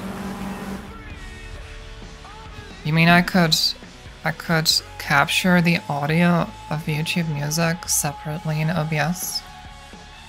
Is that a thing?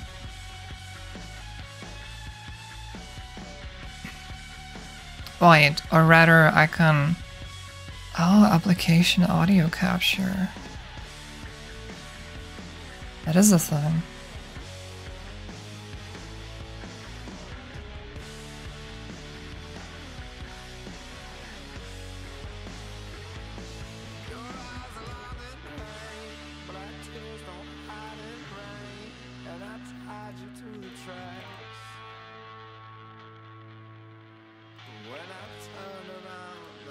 There's no sensitive information on here. Yeah, there isn't.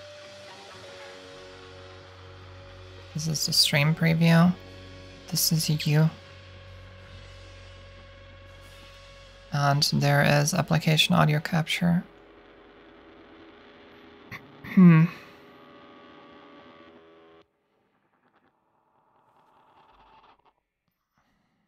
I be able to capture, like...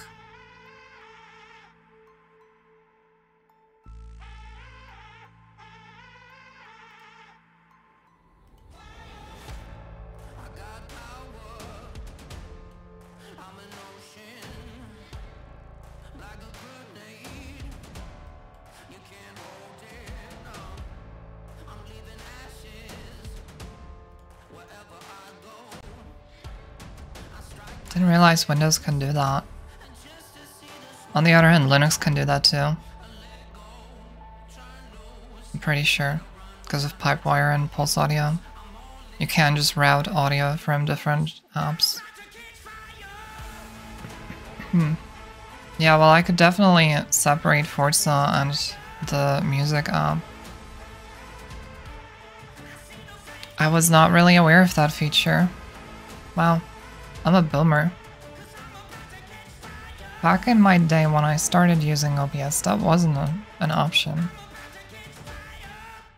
I already am using multiple tracks. Like, I already have a setup, and my recorded videos already are separated. At least desktop audio from the mic is separated. I'm just thinking,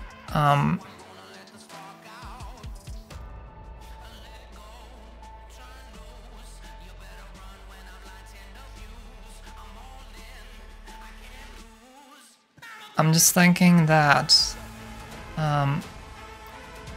when I open a browser and I want to watch a YouTube video, or when Windows is doing like a notification sound or something, or if I'm using some other app, like, I don't know, if I use SM Player to play a dumb meme video clip, then I would have to add that manually.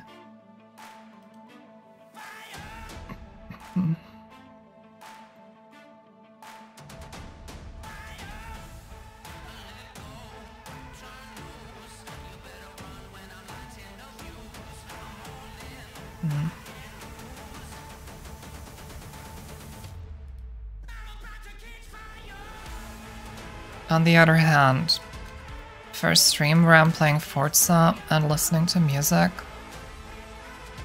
that might actually be the... How do I delete it? Right? Might actually be the best option.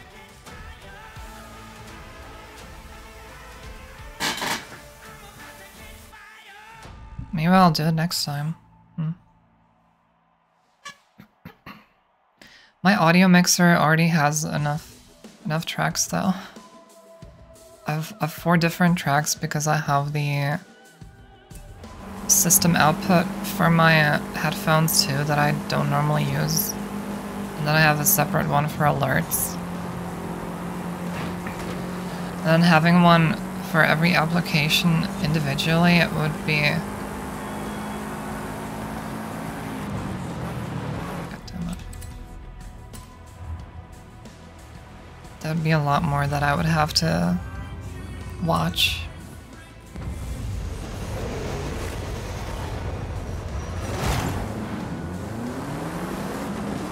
Also, I'm used to watching my mic volume meter next to the desktop audio volume meter.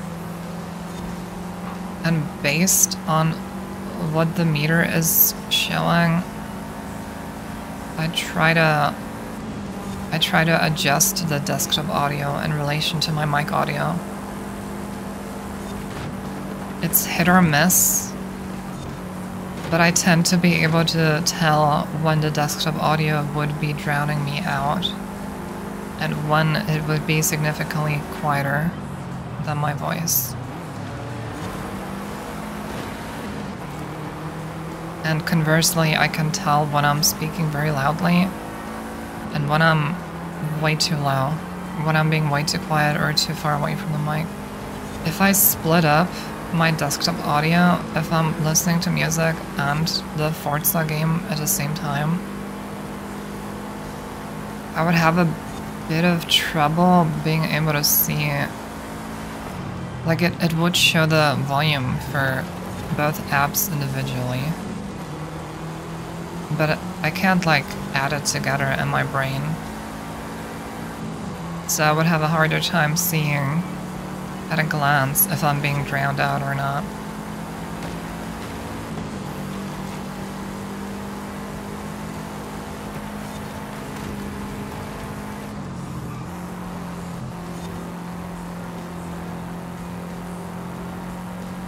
I'm sure that sounds like I'm making excuses.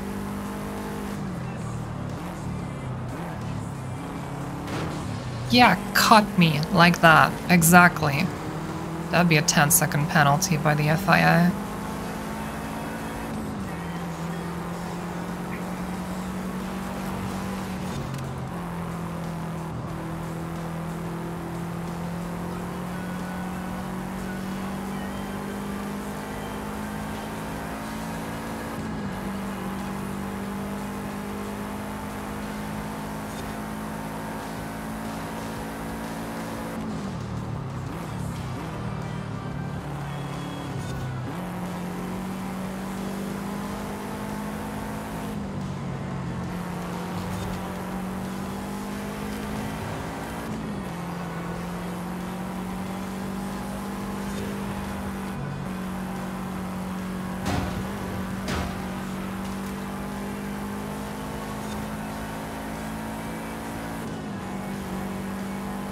The way YouTube works, most of the time, it will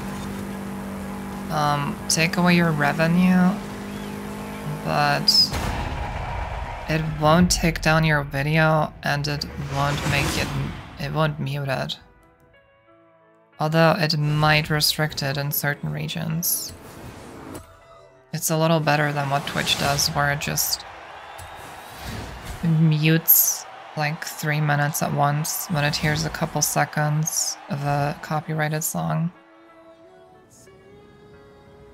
And you never know for sure what's going to happen on YouTube until you actually upload it. And the copyright system has a little time to sink its teeth into the video.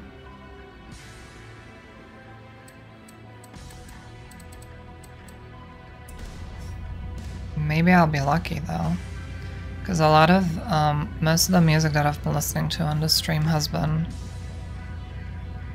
quieter than the game, not super quiet, so there's definitely going to be stuff picked up, and Twitch is probably going to mute a lot of parts of the video,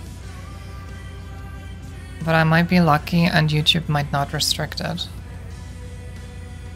If it does, one thing I could do is mute the desktop audio in the offending areas. That, or use AI, or take the songs, put them on Audacity, line them up perfectly with the desktop audio, and invert the songs so that it would remove the song audio, trying to not remove all the other audio. I haven't tried that in a long time, but it could work. This might be a good VOD to actually upload to YouTube though. 7900 XTX is... depends what you need, but I think it's a waste of money. Because at $1,200, you can afford an NVIDIA GPU and it can offer more. Maybe less rasterization performance, but it can offer a lot more other types of stuff. But it really depends on what you think of those features. It's a very expensive GPU, and AMD's strength is generally mid-range and I think budget. It's not high range. My 4070 Ti can be had for $900. And it's...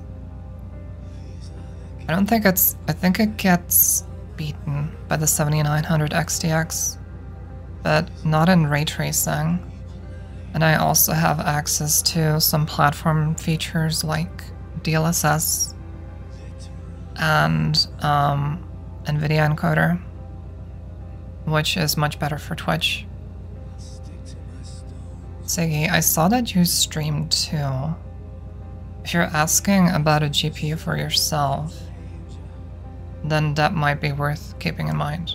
The NVIDIA encoder thing. The AMD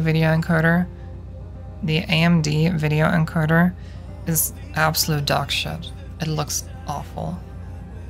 You can tell when I'm in a race in this game on my stream that it gets pretty blocky.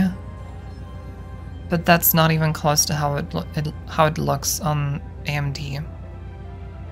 And that's not going to change until, at the very least, until Twitch allows you to stream with AV1 encoding. Which I would really appreciate if they finally did it, because that's more quality for less bitrate. And I heard that AMD's AV1 encoder might be better than their H264 encoder. You mean Action? Oh. It's another person. 7900 XTX is also more power hungry than equivalent performance NVIDIA cards. Another perspective is AMD is better on Linux than NVIDIA. Just better drivers. Fewer bugs. NVIDIA can't even do variable refresh at the moment if you have multi-monitor setup.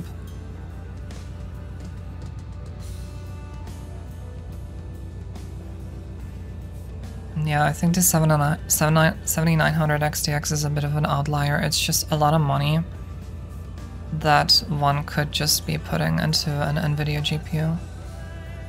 It might be better used in an NVIDIA GPU. But as I said, it also depends on the features that you're looking for. Access to DLSS and a better video encoder and decent ray tracing is just really valuable. 7900 XTX is, I think, the range of the 4080 price range, and the 4080 would be that's a very good card. If we're not talking about the price, or relative to the previous generation.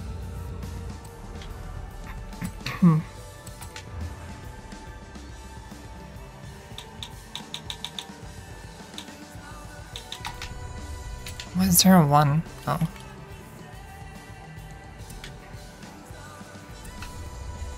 I could talk a lot about GPUs.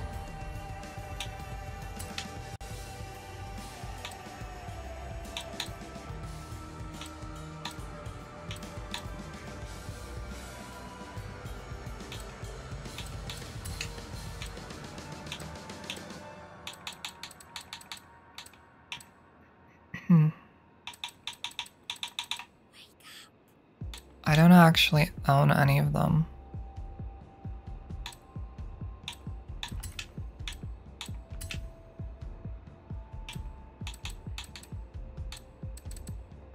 Weird.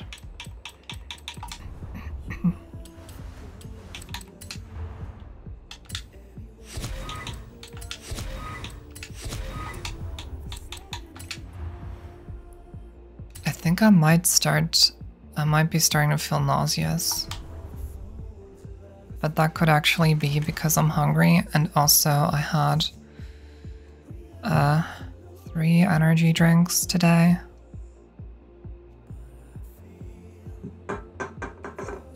My health doesn't matter. It's fine.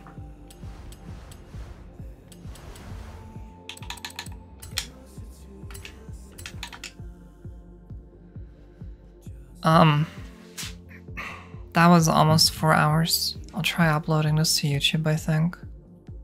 It's not a bad VOD. Just gotta see how much of it is going to be claimed and restricted. Thank you for watching. I hope you enjoyed. And see you next time. Bye bye.